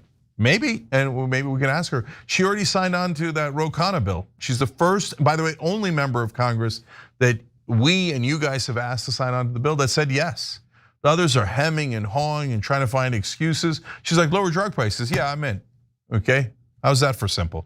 Bloated Ego said neither Putin or Bibi want to end their war, so talk is worthless. Non-military force is the only answer. I'm just not totally sure what it is. Well, in the case of Israel, it's very simple. You just yank all their funding. That's it. That's the thing they care about. Then they'll get to the peace table immediately if you do that. We'll be back.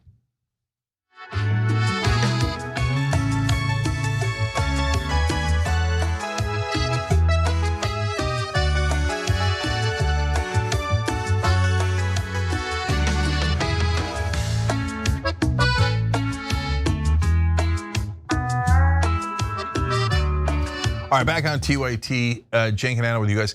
Listen, at 8 o'clock, we're crowdsourcing the revolution. Amazing updates. Like you're gonna be, I was amazed by it. I hope you are in terms of the progress that we've made. So check that out. And then 8:30, the person, Old Woodsman 53, a member on TYT.com mentioned, oh cool, Lieutenant Colonel Anthony Aguilar is a true American patriot. That's a must-see TV for me. Appreciate you saying that. So yes, Lieutenant Colonel Anthony Aguilar, who is a whistleblower in Gaza, is going to be on the show at 8:30 tonight. So make sure you stick around. Anna, what's next? All right, well, I wanted to give an update on what ended up being a pretty explosive story that honestly led to an important conversation in the country that I hope continues, and that has to do with mental health and whether it makes sense to just allow people suffering from severe mental health issues to just roam the streets without compelling them to get the help that they need. Now, with that in mind, let's talk about the latest in the DeCarlos Brown Jr. case. The man seen on this train attacking Irina Zarutska, the young woman who moved to the U.S. from Ukraine to escape war back home, is facing federal murder charges, and President Trump is calling for the death penalty, writing that DeCarlos Brown should be given a quick trial and only awarded the death penalty. There can be no other option. Well, it doesn't look like there's going to be a speedy trial. Unfortunately, that tends to be the case in our justice system, even though our Constitution is supposed to guarantee one. But it does also look as though prosecutors have moved forward, or at least progressed in the direction of punishing the alleged perpetrator of Irina Zarutska's stabbing death to the death penalty. And so DeCarlos Brown Jr. Is the suspect in this fatal stabbing that ended up capturing the attention of many people in this country. And the stabbing took place on a train in Charlotte, North Carolina. And so the grand jury has officially indicted DeCarlos Brown Jr. on federal charges. He's being charged with violence against a railroad carrier and mass transportation system resulting in death. Additionally, the grand jury found that Brown intentionally killed Irina Zarutska in the August 22nd attack on a Charlotte area transit system bus. The federal indictment states that charge makes him eligible for the death penalty. And remember, for those who don't know or maybe have forgotten, Irina Zarutska is actually a Ukrainian refugee. She fled war-torn Ukraine for safety and ended up getting killed here in the United States on public transit. According to the arrest affidavit, there was no interaction between the victim and the defendant. I mean, if you watch the video, you can see that very clearly. The surveillance video shows Zarutska entering the light rail car, and she ends up just sitting in front of Brown. 4 minutes later, Brown pulled out a pocket knife and stabbed her 3 times before walking away. And then Zarutska was pronounced dead at the scene. So the thing about this case is that it's so similar to other devastating cases that have occurred across the country where you have someone who has a history of committing violent crimes, but also has a history of severe mental health issues and hasn't been getting the help necessary to kind of keep that under control. His mother is on the record saying that he's schizophrenic and hasn't been taking medication for it, which can be obviously very dangerous. And now it is likely that he's facing the death penalty. Cenk. Yeah, so look, if he has significant mental health problems, I think that mental health treatment is the right answer, but that doesn't mean let him go, okay? And unfortunately, a lot of times we in this country, we keep going to these weirdo binary options. Either we're going to execute him, just kill him, or, oh, he's got a mental health problem, so let's let him go and freedom. Wait, what? No, let's get him treatment. And yeah, but do it in a way where, sorry, but after you kill someone, you're gonna have an awfully difficult time getting out of there, right? So, and that's how it should be. And Hinckley, who actually shot at and nearly killed the US President Ronald Reagan, eventually did come out, right? So, I mean, look, these are all different cases with different fact patterns. But I'll just quick anecdote. Guys, yesterday I go to get gas. Older looking white guy with a beard, but like, okay clothes, but he had a cut on his nose. He almost looks like, if you looked at him from a distance, like out of a Norman Rockwell painting, but he's wandering around, he comes to talk to me, and he's obviously got significant mental health issues, right? And I thought, so this brother is just gonna walk around until something terrible happens to him, right? Until he gets run over by a car or somebody robs him or whatever happens, right? The system we have here, where we just let people with massive mental health problems just walk around because of #freedom, I just don't get it. I don't understand it. It doesn't make any sense at all. No, we have to help them before, by the way, they either get hurt, like the guy that I was referring to that I'm worried about from last night, or they hurt someone else, like this case, in a disastrous way. We've got to have a system where we could do involuntary confinement, but not to like gulags and not willy-nilly. You have to pass a stringent standards to get there. But just letting people walk around with these mental health issues is disastrous and makes no sense. I totally agree. And I mean, in this particular case, the specific case, we're talking about someone who killed an innocent person. So an innocent person lost their life. And for those who think that it's the humane thing to allow someone with severe mental illness to, just roam the streets because they think it's the humane thing to do. Again, now he's facing the death penalty. Like, how is this the humane thing to do? It's just not. Like, and I think we all know that. The real question is, how do we implement a policy that actually is humane? Because I think on one side you have people who are they have legit worries and concerns because of the dark history this country has with the asylum system. But it doesn't mean we have to go back to asylums, okay? We can actually do better. That was the whole point. Shutting down those asylums was meant to essentially shift the responsibility of mental care, inpatient mental care, to counties. But that never happened, right? And so they just shut down asylums. and then never offered any type of alternative. And the alternative is supposed to be a humane way of providing the treatment that people desperately need. But we all know that also costs money, right? So that's the real issue here.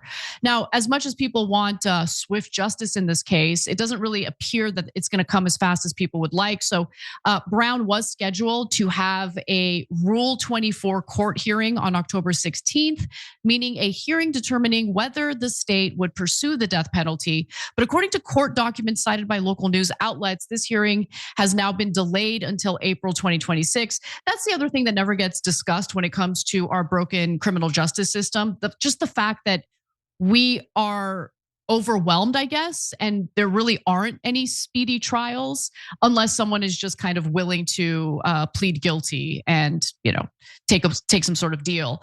And according to local news outlet WBTC, the reason why the hearing was delayed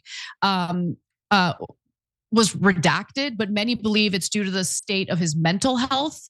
So Brown's mental health circumstance made the delay appropriate. Matthew Mangino, a former district attorney in Lawrence County, Pennsylvania, told Newsweek, more than likely, this delay is about Brown's competency, he said. The Rule 24 death penalty hearing requires that the defendant understand the proceeding and is capable of aiding in his defense. So if that is actually what's leading to the delay, I actually have no problem with that, because you do want to make sure that the defendant is competent to stand trial.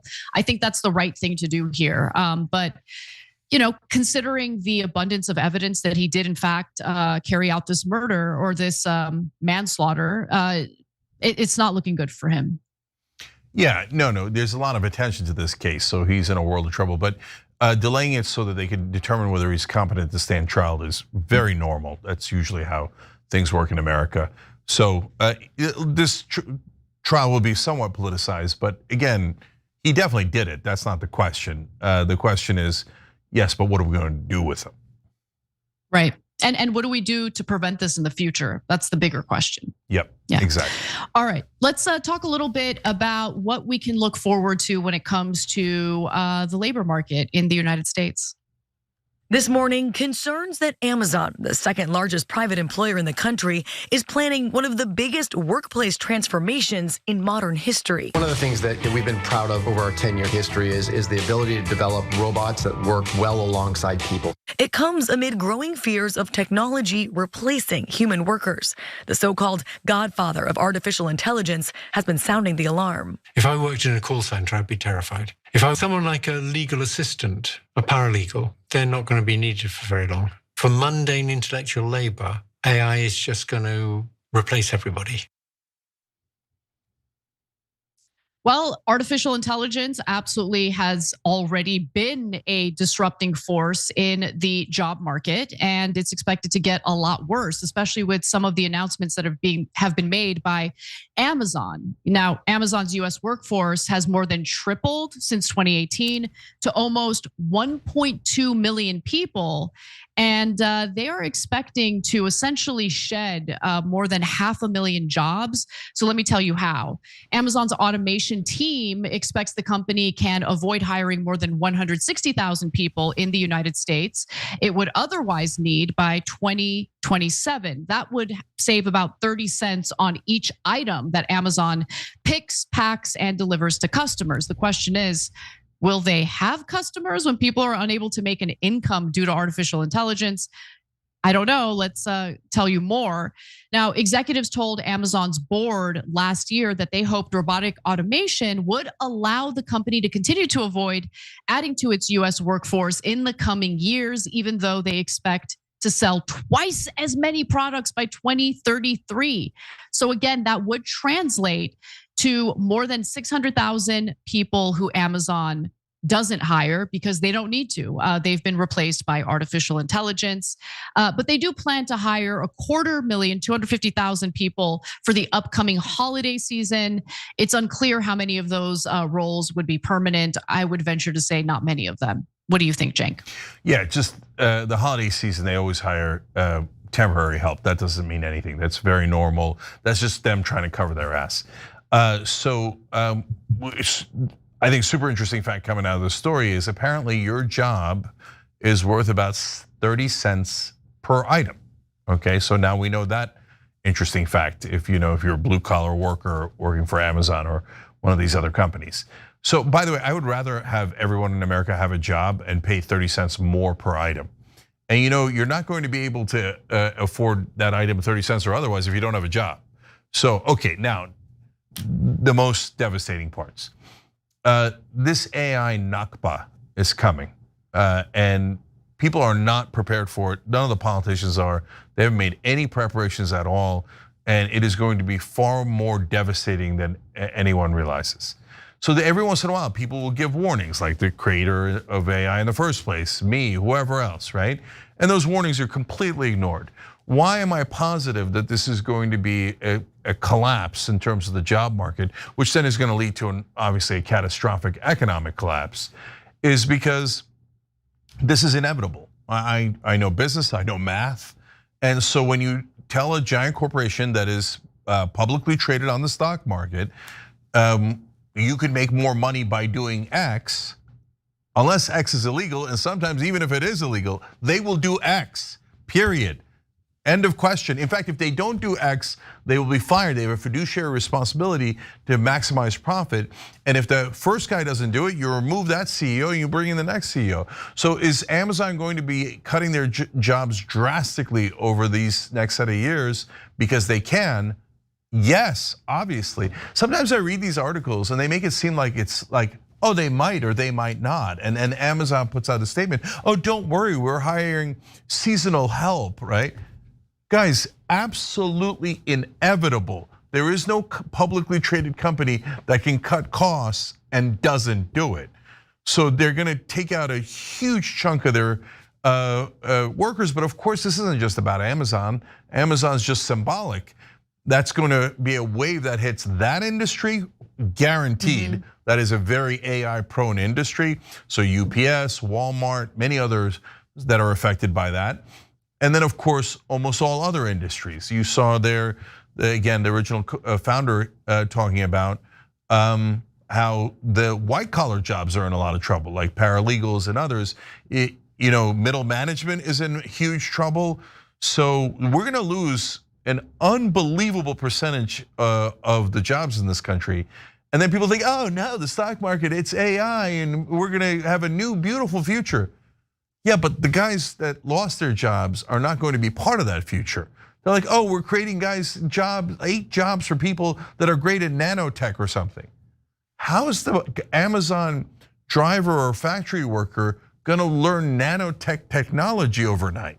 No, there's gonna be decimation in this country soon and throughout the world. Yeah, I think you're right. And it doesn't really look like our government cares about it at all. I mean, in fact, they tried to slip through a provision that would prevent the regulation of artificial intelligence just to make sure that there's absolutely no brakes on this car. And the ultimate goal, according to Amazon, is to essentially automate 75% of their operations.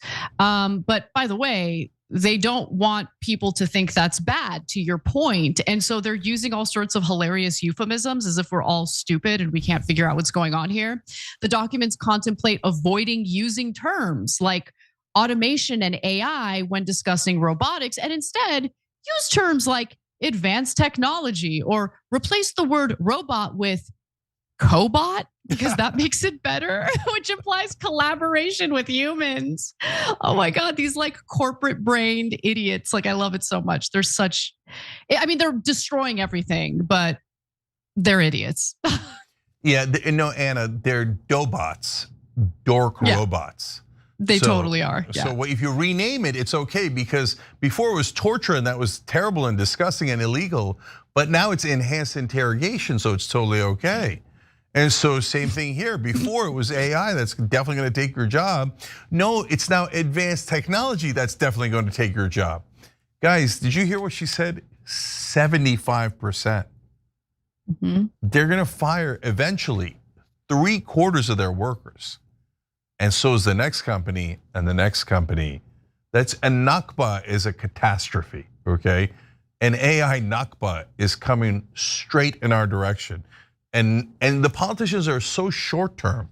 They're like, okay, yeah, which donor gave me money? Which donor? This one, which one am I serving, right? No, brother, look up, look up, look up. There's that AI iceberg right there. It's like, yeah, that's for average American. And in the stock market, they think like, what do you mean? The AI companies are all going through the roof. The social media companies are doing great. Yes, but what happens when no one has a job and no one can buy anything? You didn't think of that? So, and then that affects all of our 401ks and our retirement plans when the market crashes. So I don't want to scare you too much, but yeah, it's gonna, like, it would be very surprising if this economic catastrophe didn't happen. Well, luckily, I hear that there is a revolution percolating, Cenk. So do you want to tease that before we end the main show? Indeed, indeed. And by the way, they will look back at it and go, oh, you guys started this crowdsourcing the revolution thing, and then all these amazing things happened, which I'm about to show you. Folks are just creating like these amazing websites. You're gonna see one of those websites, you're not gonna be able to believe it, okay?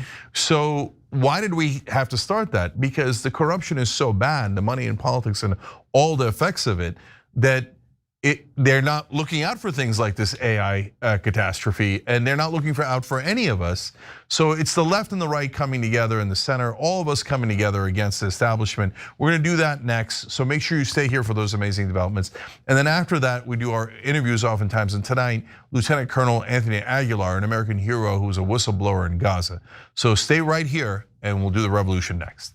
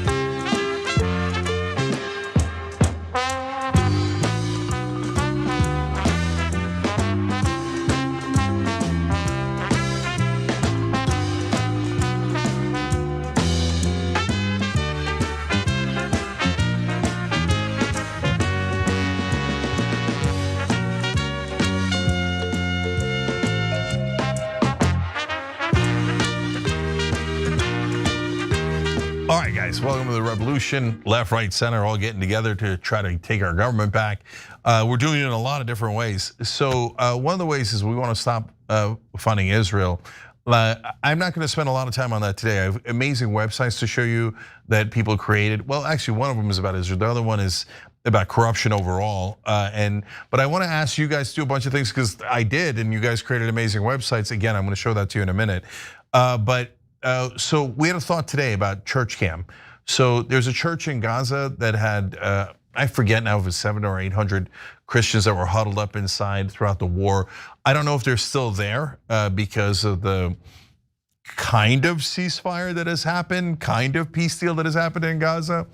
But I thought about putting a camera inside the church so people can see, because what Marjorie Taylor Greene was pointing out to Tucker Carlson, this story we covered earlier on the Young Turks, was, there's Christians in Gaza, and Israel's been killing them too with their bombing, etc. And they bombed a church there. Some of you might have seen it. I wanted to show Americans the folks inside that church. And I thought, wouldn't it be amazing if there was a 24/7 church cam so you can see the church inside Gaza that is besieged? So now, again, the whole point of crowdsourcing here is, can we put it together? So how would we do that? Can someone look to see if they're still huddled in that church or if they've gone back home? I don't know if there's been a single report about that, but there might be. So can someone find that? If you find out that they're still there, or at least some people are still there, do they already have a video camera? Maybe they do. Maybe they stream and we don't even know it. But given the war, that seems unlikely. Is there a way we can get streaming there? Maybe it's as simple as an iPhone, or maybe that's totally impossible because it's in Gaza and it's devastated. But it would be, I think it would gather a lot of attention if there was a 24/7 camera inside a church that is besieged by Israel. And what people could do is they can go up to it and tell their stories, whether they're Christian, Muslim, or whoever else is taking refuge there. So, all right, internet, make it happen. Okay, make it so. All right, will that happen? I don't know, we'll find out. Well, you're thinking, well, Cenk, come on, you can tell people to make things happen, or you guys are all gonna decide together, and it's going, well, kinda. So then let me tell you a bunch of things that have begun to happen. So we did an interview yesterday about Mohammed Ibrahim. He is a 15-year-old American kid from Florida, taken by the Israelis in the middle of the night. He's been in Israeli gulags for about 8 months. The big charge against him is that he saw some other kid throw a stone. Wow. So we're doing hashtag Free Our Child, and we're trying to send it to Marco Rubio. You see Marco Rubio's X handle there, Facebook handle there, and this fun little graphic we made. So I took a tweet, I'm not sure if it was one of yours or someone else's, and I retweeted it with hashtag Free Our Child, and it's doing pretty well. People are animated about it. So we've got a lot of friends in the right wing now. Obviously I'm on the left, but a lot of you now watching are on the right, and they're making the same case we are, which is, wait, why is the American government not trying to rescue that American kid? Imagine if Iran was like, yeah, Bobby or Mohammed or whatever his name might be, he saw someone else throwing a stone, so we put him in an Iranian gulag where he now has, I think his uncle said scabies, which is unbelievable. I didn't know that was still around, and has lost 30% of his weight. And so now not just the left, but a lot of the right saying, free our child. What do you mean the American government isn't going to help an American kid? That's insane. And this is not anywhere near. Guys, you remember the story I told you where some kid when I was young threw a rock at my head and I was bleeding from the head, and his mom comes out and goes, what did you do to my child? I'm like, he threw a rock at my head. So, but I remember that story today because they're like, oh, he threw a rock. And the Hasbara guys, the Hasbara trolls for Israel and stuff, on that post were like, oh, he could have killed somebody with that rock. Israel's dropping 2,000-pound bombs, killing dozens of civilians, children, etc. But you're worried about, so then I thought, wait, I actually was the victim of someone throwing a rock and hitting my head and splitting it open. So that's why I had that kid arrested, and he's been in a gulag ever since. No, we didn't even call the police.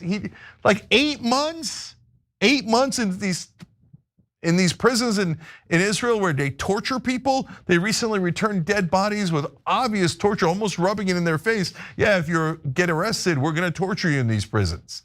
So no, hashtag Free Our Child. Do it in any way that you can in your social media. If you can get to Marco Rubio, amazing, but it's like, look, we're doing the best we can. We're trying to represent Americans. Marco Rubio mainly represents Israel, so I'd be shocked if he cares. Right? He's like, yeah, but you didn't give me $5 million like Larry Ellison did to one of my super PACs to 100% work for Israel. But anyway, but let's naively try to convince the American Secretary of State to work for Americans. Okay, so now let's go to the videos I've been promising you. So Arpan Bosmia said, hey, you know, Jake, this idea of showing the corruption, well, what if we created a website that showed all the senators and all the bills that they voted for and all the money that they've taken, and then we had you guys vote on a name and corruptionwatch.us. We got that URL, and then all of a sudden Arpan just did it. So here's the website. Hey guys, so this is the mobile version of the website. It's just working locally on my phone for right now, but I just wanted to show everybody. So I can search for a politician, do Cory Booker, hit search, select him, and then you'll see the same stuff pop up. The wheel, different pie chart, different slices of the pie. You can click on each one. Those are the biggest contributors, percentages, and again, the bills are down here. You can scroll down, you can filter by the bill, type of bill, and you can sort it by oldest or newest. So there's that, and then if we scroll back up, we can go to donor search, and let's say we type in Tesla search. Let's do, I have no idea who this person is. And then, yeah, you can see the donor, how much they contributed to what person and when. And there you go. So mobile version looks pretty good. Yeah, that's it. Just want to show it to y'all. What in the world? How'd you do that? That's crazy. So Arpan just built this site overnight. It's like 80% of what we wanted. So it's not up yet. That's the mobile version, as he told you in that video. And then we're gonna have the web version and this. Now look, the last part's super important. You gotta be able to connect their votes with their donors. And so I don't know how we're gonna do that, but my guess is Arpan's gonna figure it out in about 13 seconds. So politicians, you better watch out. Okay, there's a new cop on the beat, okay? So, wow. I just can't believe that he did that and it's already ready. Now we're crowdsourcing. Oh my God, if we try to do that at TYT, I'm not saying anything, okay? But it would have taken a long time because it's really hard. But I know that there's beautiful, amazing, talented people out there. We just gotta work together. Once we work together, oh my God, if this thing took off and we had a lot of people working on this instead of however many people we had 1 million, woo-wee, or more, I'm not sure there's anything we couldn't do. Now hold, we're not even done yet. Then Aaron Gustafsson joins, and he's thinking, you know what, I like that Kids of Gaza idea, but you know what, there's actually some kids in the West Bank, like the kid I was just talking about, Mohammed Ibrahim, kidnapped by the Israelis, and they won't let him go, and by the way, can't talk to his parents and stuff. So he's like, let's do kidsofpalestine.com instead. Great, no problem.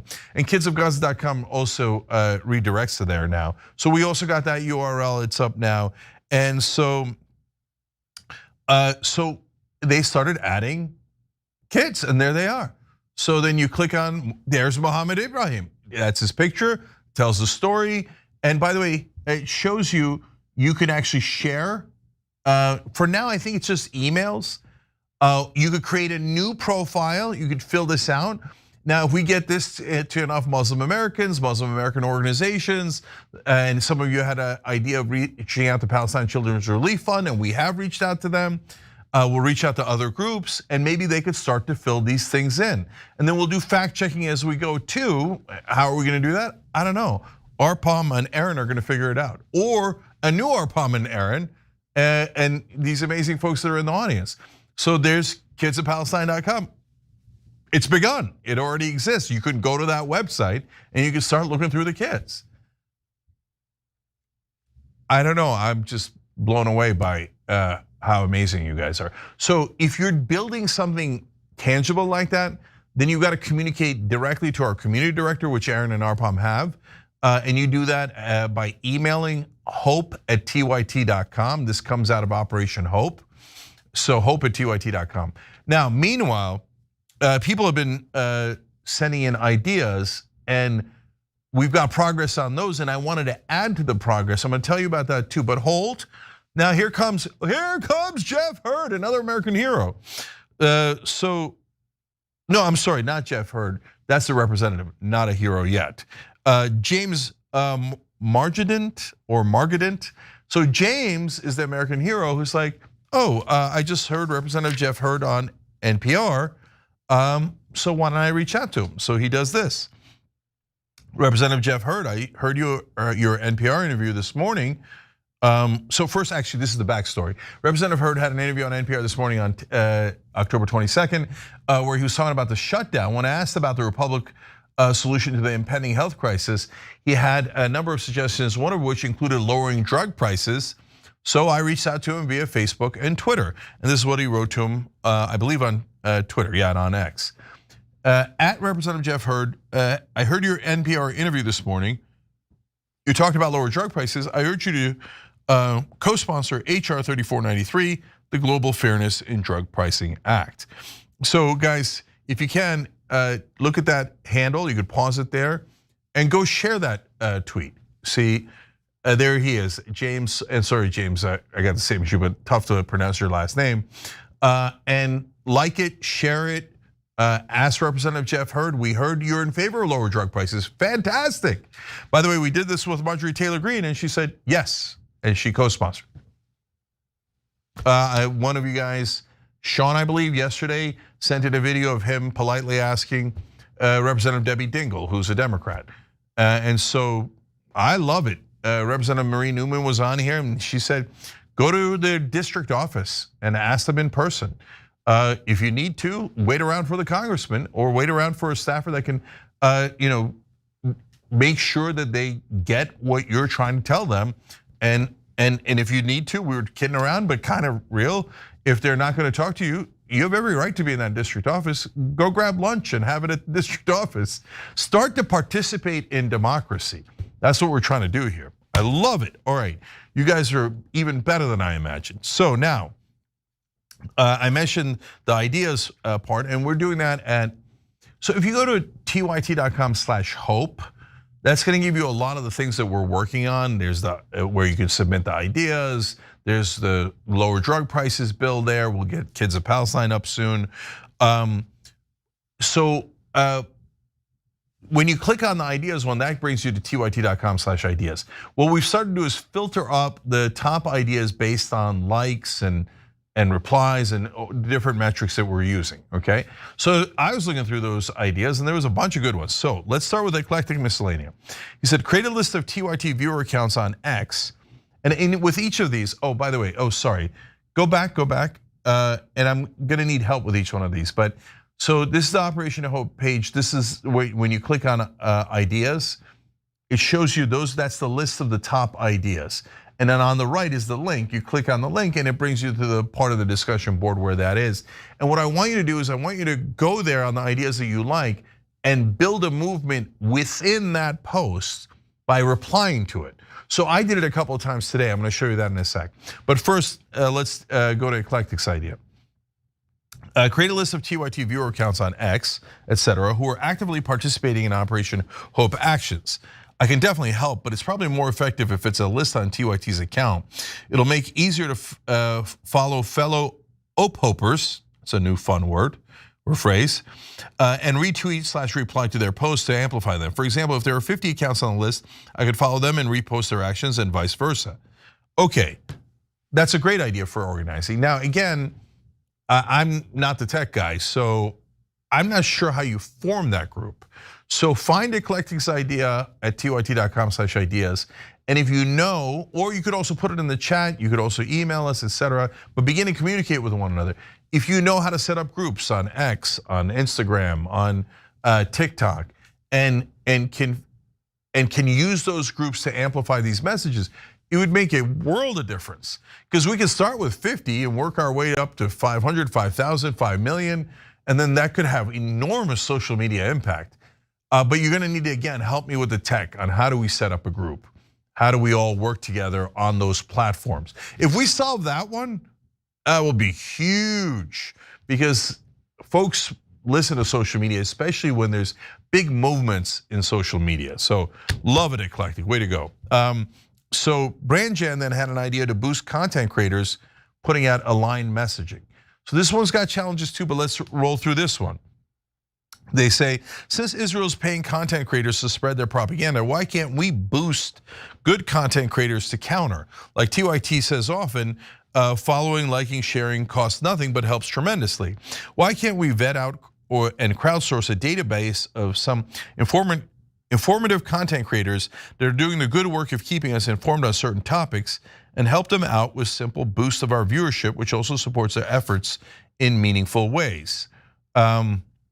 So before I get to the rest of his message, so look, I've been trying to organize folks on the left for a long time, and it has been a challenge, okay? As I've told you before, hard to get the groups to work together, and you usually have to say, this is what's in it for you. But if we're amplifying their message, I hope they'll take yes for an answer. So it's too hard to just, okay, all right, they come on the Young Turks, we say, okay, you're working on this, and then the next guy, we've tried that already. It doesn't create enough momentum, right?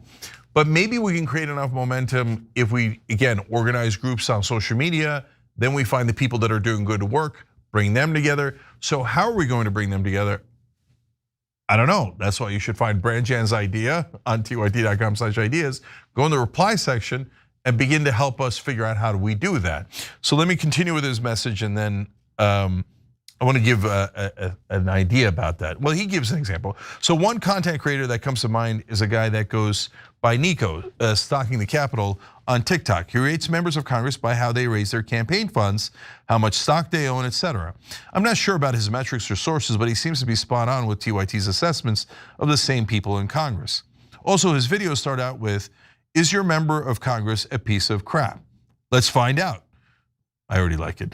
Anyway, I feel the TYT community has a lot of similar resources they would gladly share to spread the love to the content creators they appreciate and find value in. This could be categories and specific to certain topics. For example, Nico being related to getting money out of politics as well. Okay, so Brandjan, that last part triggered an idea for me. I should have put it in the reply section, but others will start to do that. So first of all, let's note for the record, for all the other groups and shows that attack us, we're the one set of guys who are constantly trying to help the other groups and other shows, etc.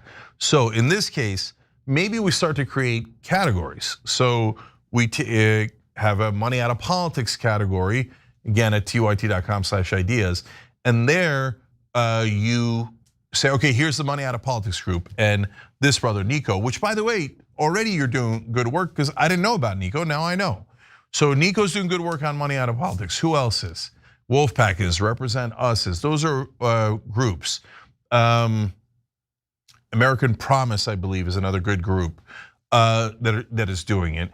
But also I'm sure shows care about it. Young Turks cares a lot about money in politics. It's our #1 issue, so we'd go in that category.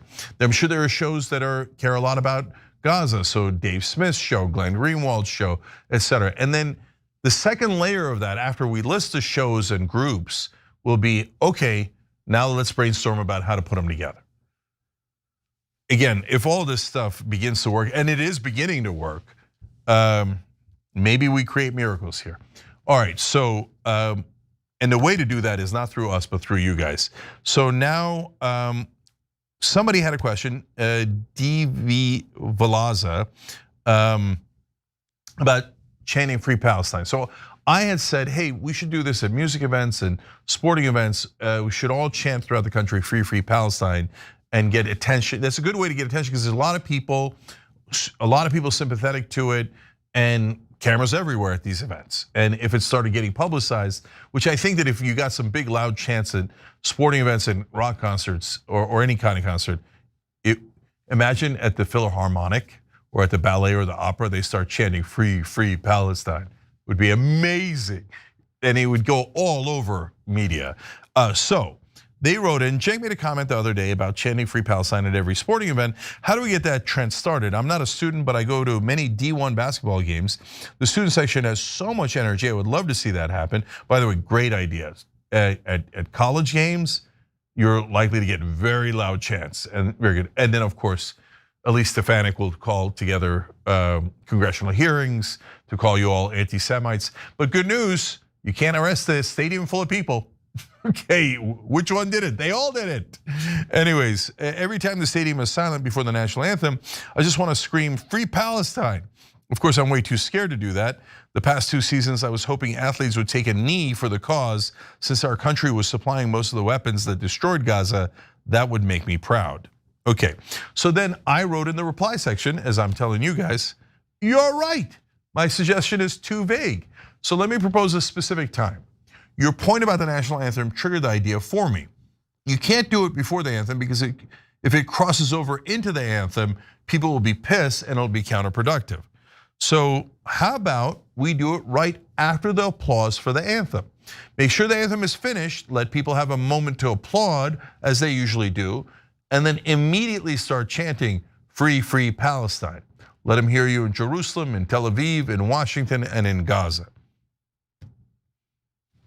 Let's try it. I mean, especially if you've got 3 or 4 people going to a game, and then especially if you think people around you might be sympathetic and you talk to them, but you don't, look, brother, you could be one person and try and see if it takes off.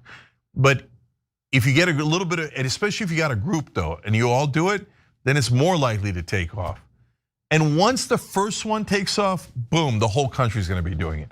And then you're gonna say, that was my idea, and you're right, it was. Okay, or at least we put it together, right? God, I love it. So if that starts happening, guys, we're gonna go nuts. It's gonna be like, it's gonna be amazing. Because then it shows that it can be done. And then we'll do the next thing and the next thing and the next thing until they stop using our money to commit genocides, any country. In this case, it just happens to be Israel. All right, Cicero then had another idea that I also replied to. Trying to outspend the donor class is the wrong strategy, they wrote in. We should follow Sun Tzu. We need to recruit religious leaders to preach about not falling for political advertising or turning to social media to validate our opinions. The latter keeps people stuck in the 2-party paradigm. And he said, I went ahead and uploaded a video on my YouTube channel where I believe I do have a Christian audience asking about approaching church leaders to talk about political advertising. Basically just an invitation for them to share their thoughts in the comments, but it's my attempt to solicit ideas from people who are religious. Okay, love it. And then they say, I'd encourage anyone else who has a public platform to do the same or just talk to someone you know personally who's religious unless someone has a better strategy to get something like that started. And again, Cicero, your idea triggered an idea for me. Okay. Oh, by the way, kidsofpalestine.com, boom, it's already up on tyt.com/hope. I said it'd be up, and apparently with this campaign, things happen instantaneously. So if you want to go to kidsofpalestine.com, you can get it through tyt.com/hope, which is our central base. Anyway, so Cicero writes in with this idea about religion. And it reminded me of an idea that I had that it then forced me to think about it more. And I wrote this back in the reply section. I think we should ask Muslim Americans to go to their local churches and make connections with others in the community. Tell them you're coming first. You want to attend church on Sunday with them. Tell them that Jesus Christ is a holy prophet in Islam. So can we have people reach out to their local imam if they're a Muslim American and suggest that they lead this effort? So now, if you're not a Muslim American and you don't go to a mosque, then this is gonna be very difficult for you. It's not that pertinent to you. If you're a rando that walks in and goes, hey, you Muslims, you should go and meet with the Christians. Actually, that might work, but still, I get that's awkward. But number one, if you're a Muslim American out there that regularly goes to a mosque, please try it. Talk to your imam and see if he's interested in taking a group of you guys and telling the pastor or the reverend or whoever it might be, hey, we want to come by and visit, and then mingle with folks and say we want to meet and maybe do religious events together. I know religious leaders meet already sometimes, but it'd be great if Muslim Americans and Christian Americans, and then of course all religious groups, mingled more. And instead of viewing things in such a tribal lens and so much division and hatred, wouldn't it be amazing if we started to bring people together? So, and then if it begins to work, by the way, oh, that's interesting. Cara just wrote, it's happening in Omaha with a group called Tri-Faith, which is a good model. Okay, great. all right? But then maybe we should reach out to Tri-Faith and say, hey, can we, if you're already doing it and you've got video of it or pictures of it, maybe a picnic that Christians and Muslims had together celebrating America, send that in. And so we could use it as a model for others. And maybe we could take it to other Muslim groups as well and ask them to do it. Or ask them to help in finding the imams who might be able to do it, etc. So Jen Stenson, only a couple of more comments, and I got to go and do the interview with Lieutenant Colonel Aguilar, who I could have actually kind of done in this segment as well. He's the hero who was the whistleblower in Gaza. I'm gonna go to that in a minute, but I wanted to just answer this question. Jen Stenson wrote in on Super Chat. Hi, Jeng, sorry I missed it, but how can I donate to crowdsourcing/Children of Gaza? So right now there is no donations. So we're not doing that yet. But if it turns out we need some resources to put something together, then we'll be enormously transparent about it, and maybe we'll set up, a crowdfunding for that. But for now, there is no donation yet. Everybody's doing this on a volunteer basis. But Jen, you're beautiful for asking. Appreciate it. Boxy Brown 6900 on YouTube member section says have an interfaith summit. Sometimes they do that already, but I really, really want the actual parishioners and the people going to church and mosque and temple and etc. to mingle with each other. Because guys, one of the issues is that because of the media drives so much division and hatred, a lot of people don't even know that Muslim Americans are just like you. Of course. But you've got to know each other first before you realize that relatively obvious conclusion. And NorCal Girl said, I heard Ro Khanna has been reaching out to content creators on TikTok. I saw a video about it. Yeah, he's great about that, and he's great about the social media. Okay, so look, there's a lot more comments, but we're out of time for today. Love it, let's keep it going. Tomorrow I'm off, but we're back on Monday. And by Monday, who knows, maybe we might have changed the world already. So keep going, guys. I love you, and I love this peaceful, nonviolent, democratic revolution. Everybody stay here for the interview next.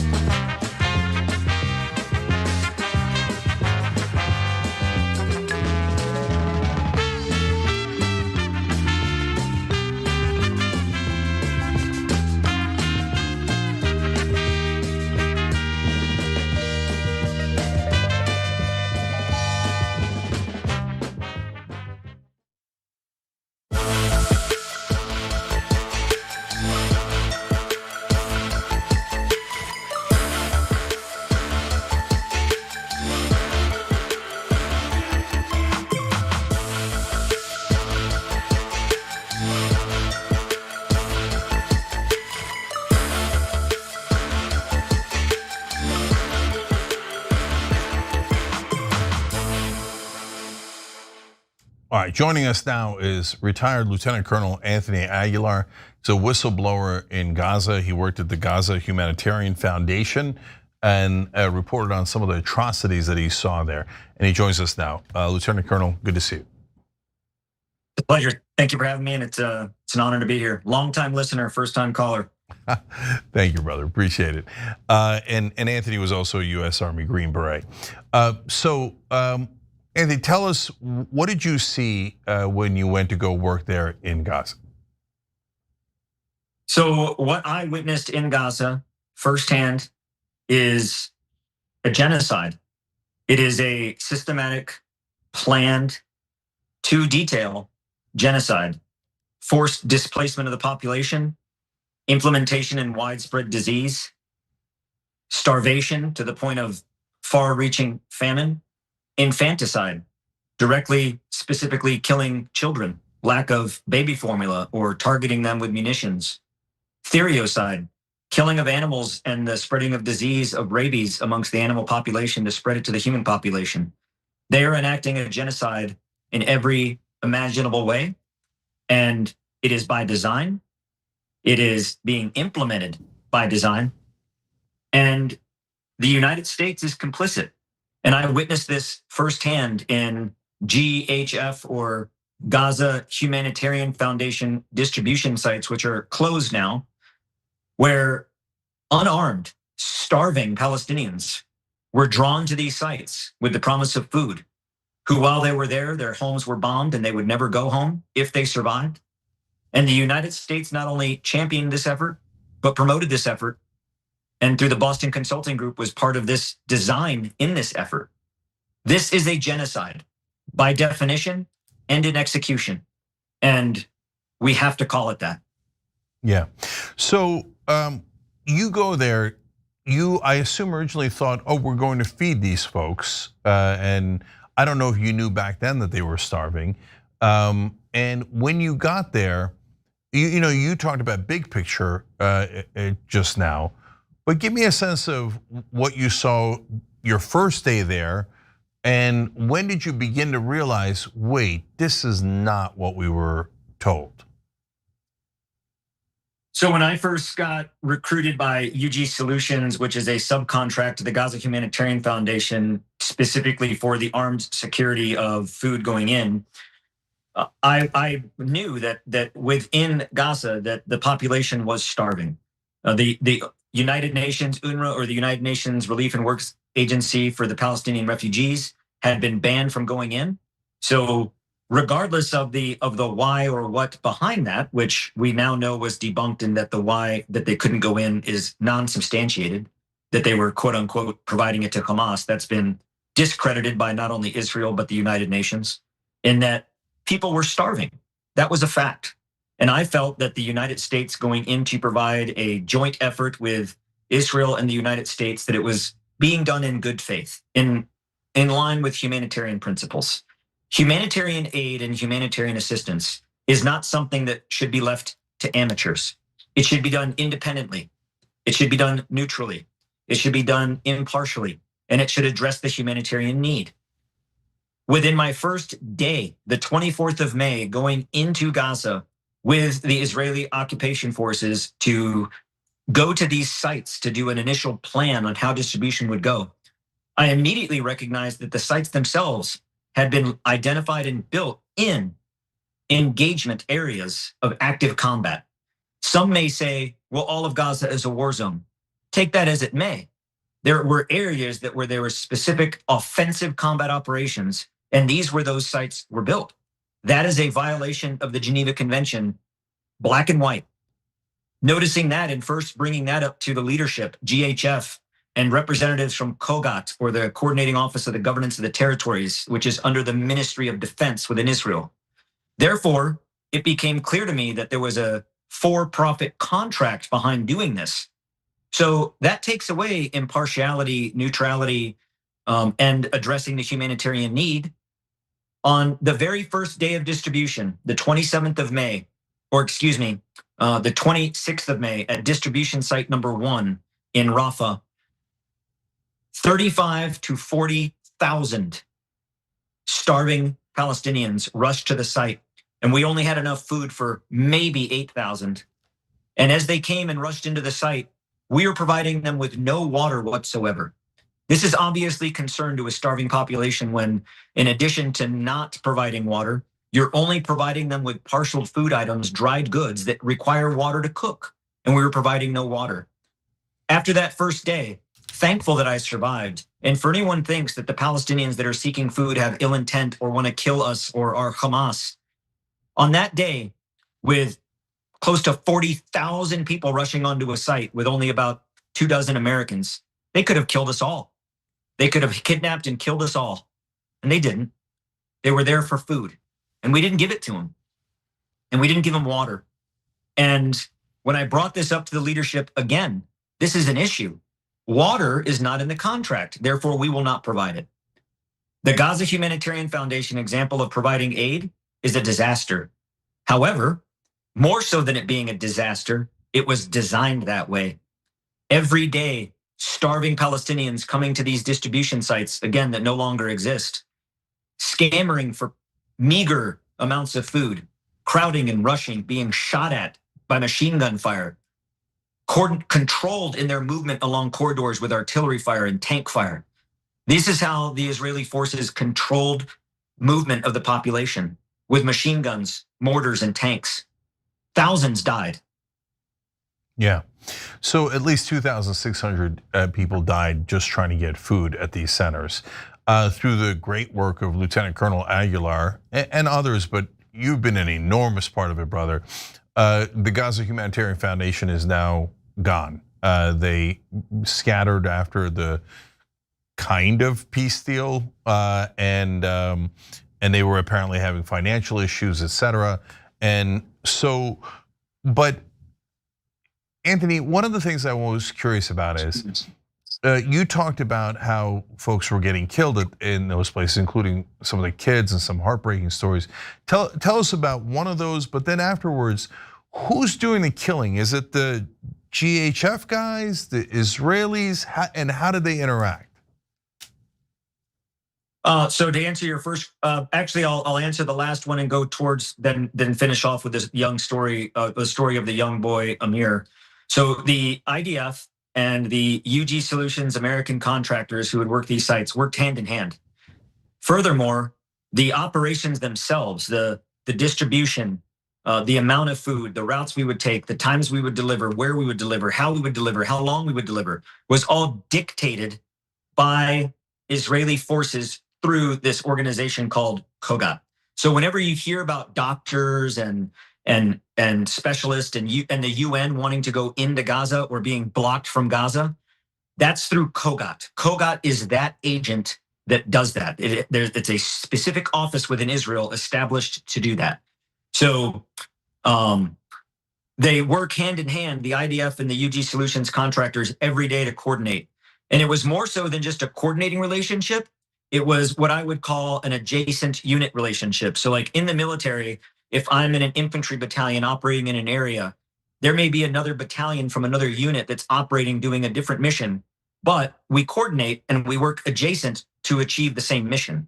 The UG Solutions, the armed contractors, were nothing more than an enveloped paramilitary force within the IDF to conduct military operations, not offensive operations, but security operations in the rear to forcefully displace and then control the population. Have no doubt about it. The United States is involved in military operations and they're doing it through a private contract. Just like the days of Blackwater and Triple Canopy, it is no different. And going to the sites every day, who was doing the shooting? The vast majority of the amount of shooting came from Israeli forces. Every distribution site 1, 2, and 3 in the south in Rafah, and site 4, which was closed down even earlier, shut down weeks ago when operations were going into Gaza City. That site was shut down. But at each of these sites, there is an adjacent IDF unit located, a combat unit conducting combat operations, clearing operations through those areas. In the north, at the Netzarim, where there was active clearing operations in that area specifically, there was also a Markava tank company. So you had tanks that were there. Tanks also operating in the south. And I've got videos and pictures of this. I witnessed it. So hand in hand with the operations, unilateral, coordinated, adjacent unit operations, if you were to put this into military parlance. Now, the shooting itself, much of which by the IDF in and around these areas, specifically during the entrance, the large thousands of Palestinians coming to the sites, and as they egressed or as they left the sites, their movement would be controlled by machine gun fire. The IDF would say, oh, we were shooting over their heads. In this area with the terrain and the rubble and the berms and the destruction, you may think you're shooting over someone's head, when in reality, you're just shooting into the crowd right next to it. There is no shooting over someone's head when there's a population of thousands. That's like going into Coachella with a machine gun and saying you were shooting over their heads. You're gonna hit somebody. So the UG Solutions contractors, armed Americans on tourist visas, most of which were part of the Infidels Motorcycle Club, operating at these sites, also fired at civilians. This is documented. On an occasion, a stun grenade was thrown into a crowd that killed a woman because it was used improperly, or a UG Solutions contractor firing their machine gun into a crowd, or their individually assigned rifle, their carbine on fully automatic into a crowd, expending an entire magazine, killing a man and wounding others. And this would happen daily. The use of tear gas, stun grenades, non-lethal rubber bullets, lethal live ammunition from machine guns and rifles into the crowd or at the crowd by every day on these sites. It was not a one-time, it was not a one-off, it was every day. And it escalated more and more to where, as the contractors became accustomed to operating without any rules and with no accountability, it got worse. So when you give someone who calls themselves an infidel, who are part of an organization whose charter is to fight jihad and the elimination of all Muslims, and you give them a rifle and send them into the Holy Land, what do you think they're going to do when they're faced with an Arab Muslim? Yeah, so before we get to one of many heartbreaking stories you have about the child you're gonna tell us about. So what I'm hearing from you is they were kind of using it as to herd people and crowd control. Like, so instead of putting up cones, they were firing bullets. So like, hey, if you're on the wrong side of the cone, you're dead. It almost feels like some sort of sick version of Squid Games, right? But in real life.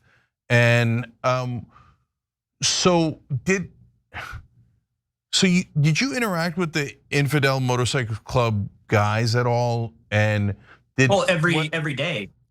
Yeah, whether it's those guys or the IDF, did anyone seem to show a conscience, or were they like, oh yeah, we murdered a bunch of kids today, and well, that's because they were on the wrong side of the cones, or by the way, there really aren't any cones, so they can't tell. That's a whole nother thing. So what was that interaction like? Well, so there was a spectrum. I was not the first to resign.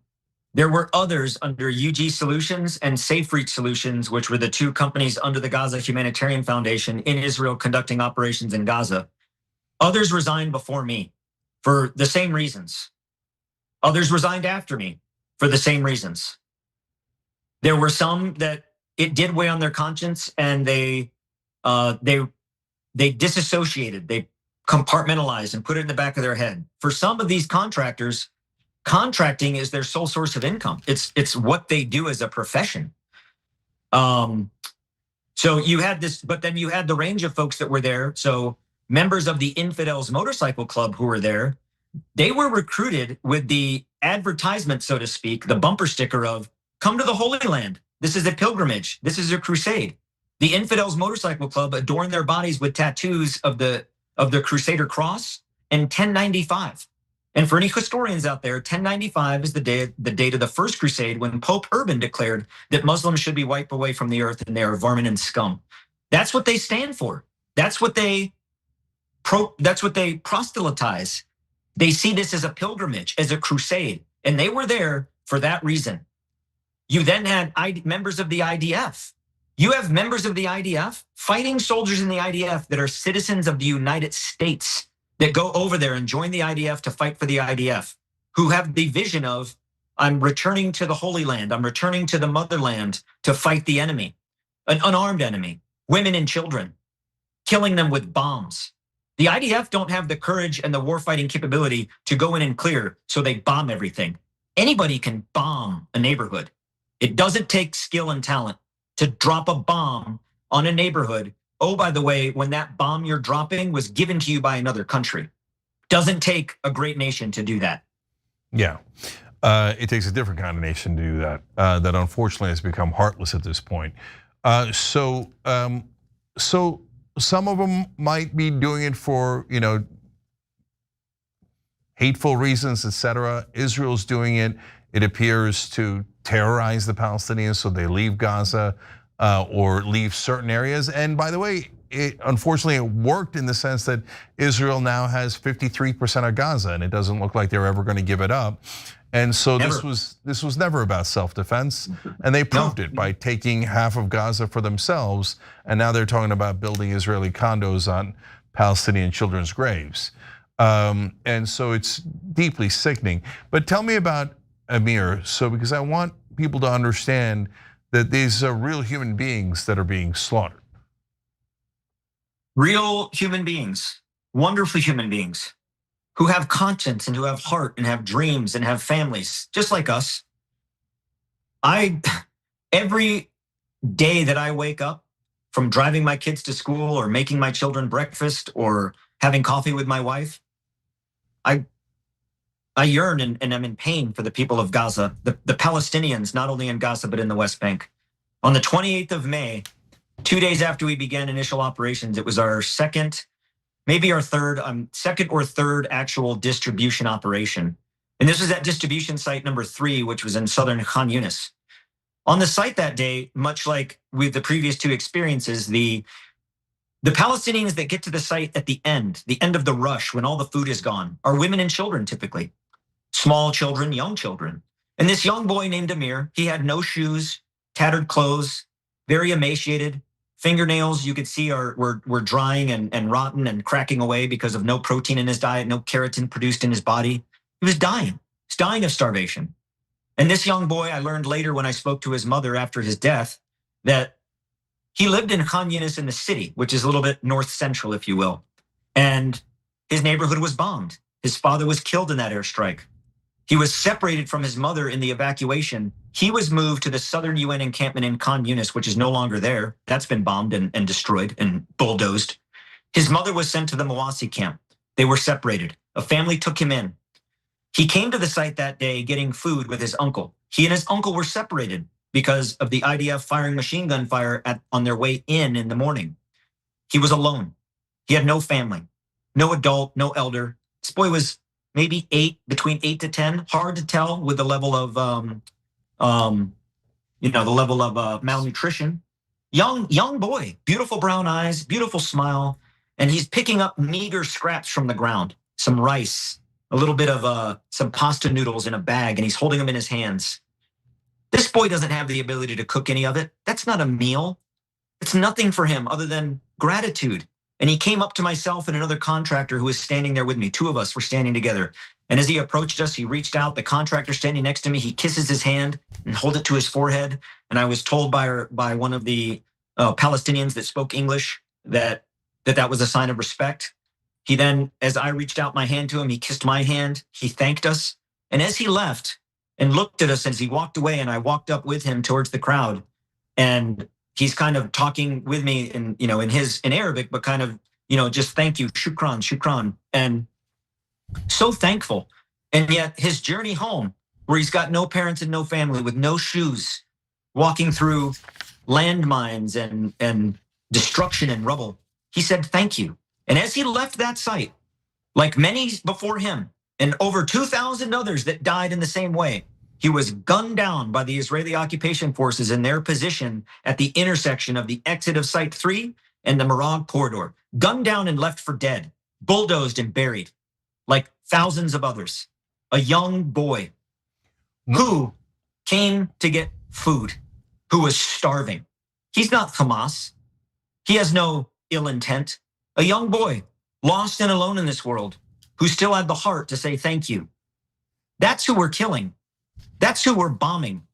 That's who we are destroying the lives of. This is not a war. I've seen war. This is a genocide, and Israel will not stop until every Palestinian is dead or gone. Or they've taken all the land. They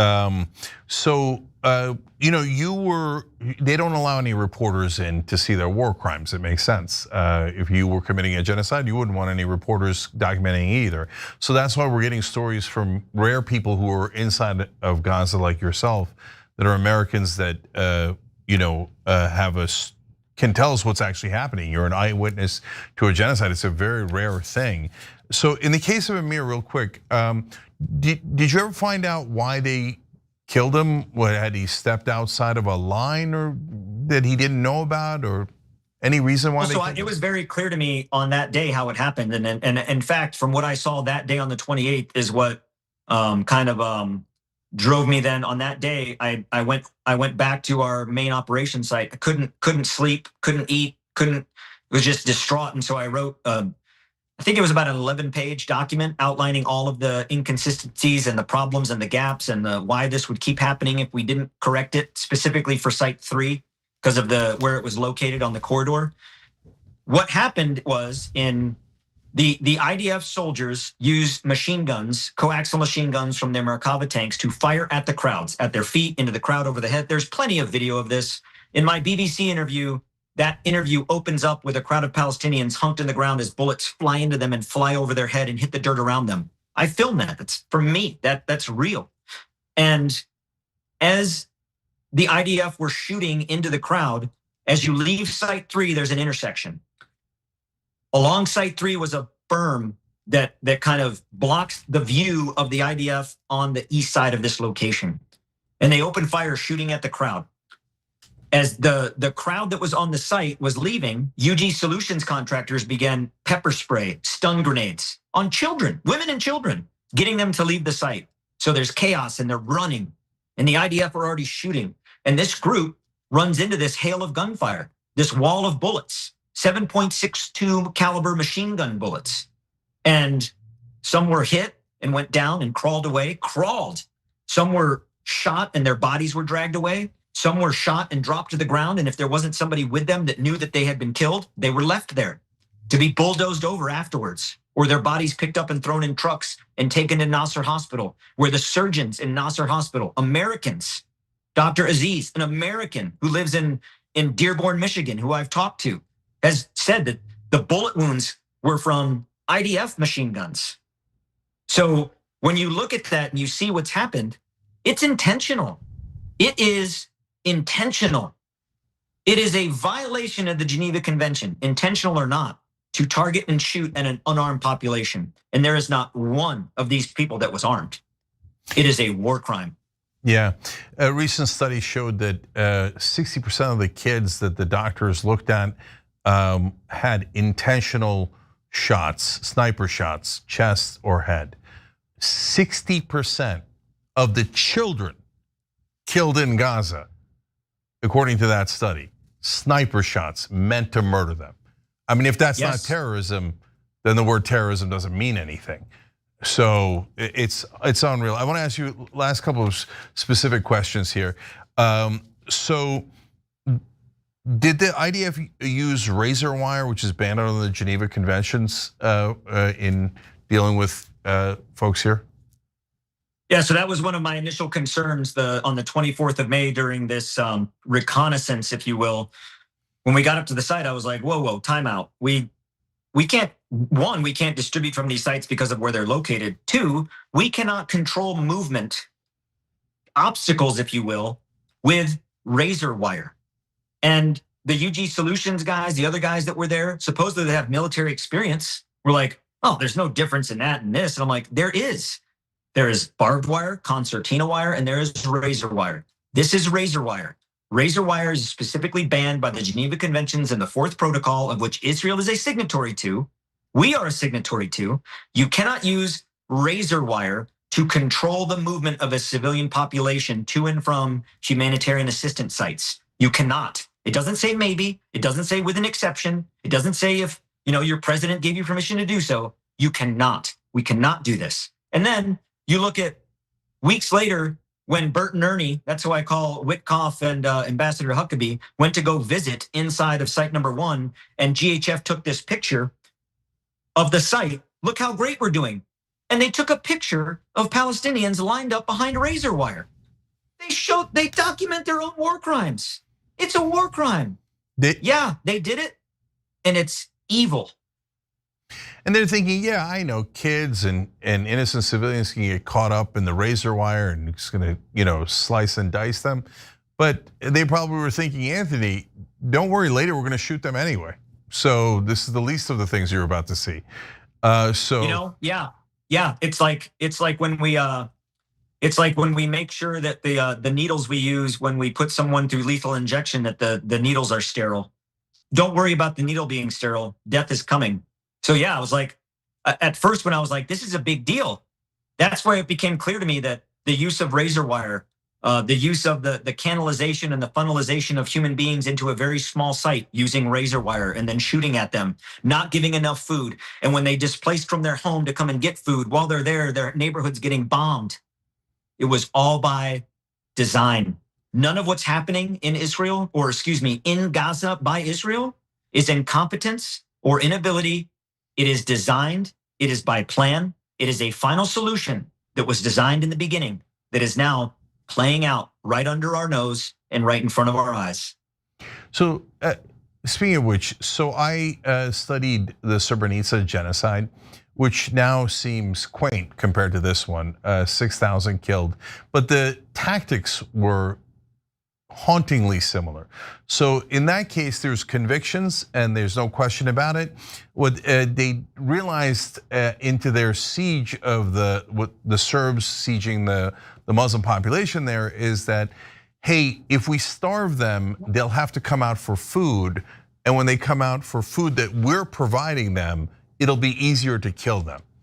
So that's called bait and kill. Do you think that's what Israel was partially doing here?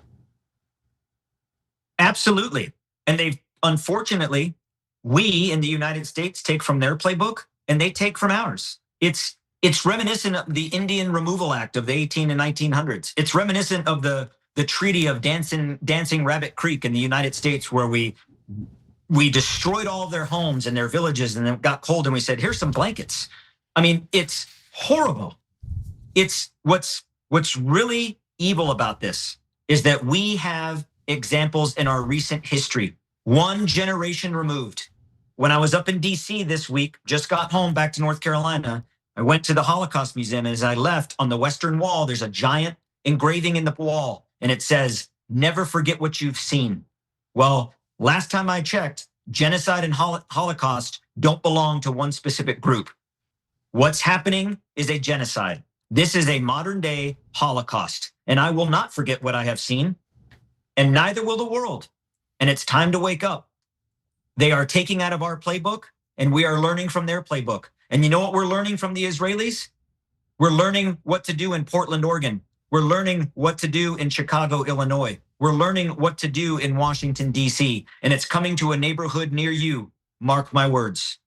So I am worried about that, and there's specific evidence behind that, and I'll get to that in 1 second. I do want to give the other side here. The Gaza Humanitarian Foundation says that your claims are, quote, categorically false, that you're, quote, a disgruntled former contractor who was terminated for misconduct, and the IDF says, oh, don't worry, the things that he's reported are under review.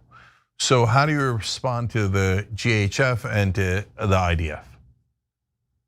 Well, first of all, let's see, where's the GHF now? If what they were doing was so humanitarian, why did the guy in charge, Jake Wood, step down on the very first day of operations? Because the guy in charge said this would not meet humanitarian principles. 3 days ago, the guy, Johnny Moore, the Christian Zionist evangelical that took his place, stepped down in hiding, scurried away like a cockroach where the fridge was moved from behind the wall, ran away. Now taking a job as the vice dean at Pepperdine. Nothing to see here. I'm still here. Here I stand, on my word and on my honor. And not one thing has been debunked. I resigned. Was I disgruntled? Yeah, I was disgruntled. Genocide disgruntles me. Watching women and children get murdered disgruntles me. Watching war crimes play out, half done by America, disgruntles me. Was I disgruntled? Absolutely, I was disgruntled. I resigned in writing.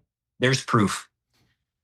They did not terminate me. And in fact, they begged me to come back. On the last day that I left, where I said, this is enough, and I went, they offered to pay for my airfare home. They even gave me a letter, which I have shared with everybody on different platforms, asking me to reconsider working for them in another capacity. They wanted me to stay and work for them. The reason they now flipped the script is because they lost control. They don't control me. And I have all the photos, and I have all the videos, and I have all the witness testimony. And as much as they want to say that there was never shooting at our sites, that's categorically false. It's on video. Yeah. There's video of it. And in fact, the video that I filmed of a UG Solutions contractor shooting from the site into a crowd of civilians, UG Solutions played that video themselves on their website saying, look, here's the whole video if you want to know the whole story. Are you kidding? Again, they tell on themselves. I've always said, my grandma always told me, never interrupt an idiot when they're making a mistake. So I just let them talk. Okay, by the way, we're very happy to have representatives of GHF and their leadership come on the show and answer questions. We'd love that. Lieutenant Colonel Aguilar is doing that. We'd be thrilled to have them on and be able to have a similar conversation. Okay, so and the IDF says that all of your complaints are under review. Have they gotten back to you yet? Are they busy working around the clock on that review? I have filed inquiries to these reviews. In fact, on another platform on Breaking Points, both of the interviewers asked Chapin Fay directly, provide us this information. Nothing, crickets. Of course, I have never seen a criminal go into court and oh yeah, did it, got me. So the thing there, what is happening now, and I said this all the way back in July when I first talked to Senator Van Hollen and Senator Welch and Senator Saunders, I said, Israel will lose control of the crime scene. This has to end someday. And when it does, the world will see, and you will see what is happening, the genocide, the thousands that are buried in the rubble, the thousands that are dying of starvation where it's too late to give them food because they're already on their deathbed. It will be too late. Yeah. Now the world is seeing it. The gates have opened. We're going in. Oh my God, what is this? What have we let happen? And day by day, we're going to see more. Why do you think after the first 24 hours of going in, when the UN was allowed back in and the UN was saying, oh my God, Israel was like, nobody else can go in, we got control again. There's not a ceasefire. I knew that ceasefire would fall apart before the milk in my fridge expired, and it did. In fact, my milk lasted longer. Yeah, well, of course, it's Benjamin Netanyahu. He said as he was doing the deal, he went back home and said in Hebrew, not in English, that the campaign will continue. So he never meant it, and of course, in the first couple of days, I forget if it was 3 or 4 day window, they killed 97 Palestinians. The mainstream media is still lying. There's 2 IDF soldiers who died. They're pretending Hamas did it. It's already been proven that that's not true. It was one of their own unexploded ordinances as they were destroying yet another home. They ran over it and died. And so the way the mainstream media has lied on behalf of Israel is maddening. Okay, last thing is about how it might come here. And so people might think, well, that sounds hyperbolic. I get what that they're doing there is just awful, et cetera. But you can't do that to Americans. But there's companies and individuals that are bragging. I mean, Larry Ellison has now an infamous quote where he says, we can now monitor all of the citizens and make sure that they behave. And so they've been using some of this technology in Gaza to monitor and track all the citizens. And one haunting example is, again, reported by the Israeli press. Israeli press pretty good, like way better than the American press. American press suppresses news. Some good outlets in Israel actually deliver news. Anyway, there's a program called Where's Danny, where an AI program picks someone that they think might be connected to another suspect, but they don't kill him immediately. They wait for him to go home, and then they bomb the home to make sure that they kill his family and his children along with him. okay? And the sick people that are running that call that program Where's Daddy? So with all of this tracking that they've begun to perfect in Gaza, how worried are you that they're gonna bring that home here? Cenk, it's already here. It's already here. Next time you see on the news about Portland, look at the portable stanchion cameras that ICE is using in Portland to monitor these protests or these demonstrations. Those cameras, those are new. Those are newly developed. A joint venture between Palantir and Orbis and other new technologies growing. Those cameras, you know where we tested those? We tested those in Gaza at the distribution sites. Went up beta mode for biometrics and facial recognition and data collection. And now what are they using them? They're using them here. Tested there, used here. The tyranny and the oppression that we export will come back, and it's already here. The streets of Portland. Where does ICE train?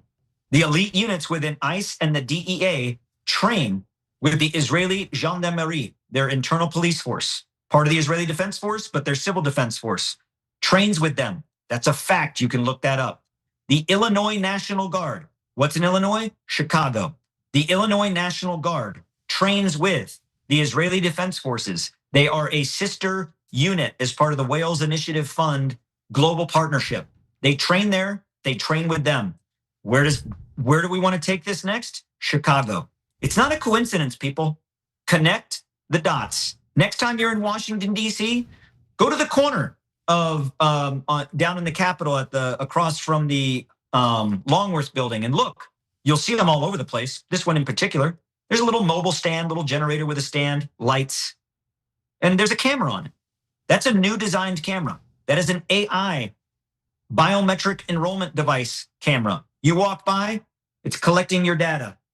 Guaranteed. I've seen it. They're using it. It's already here. They're already using it against us. And what do you think they're going to do with it? They're going to try to make the public library system better?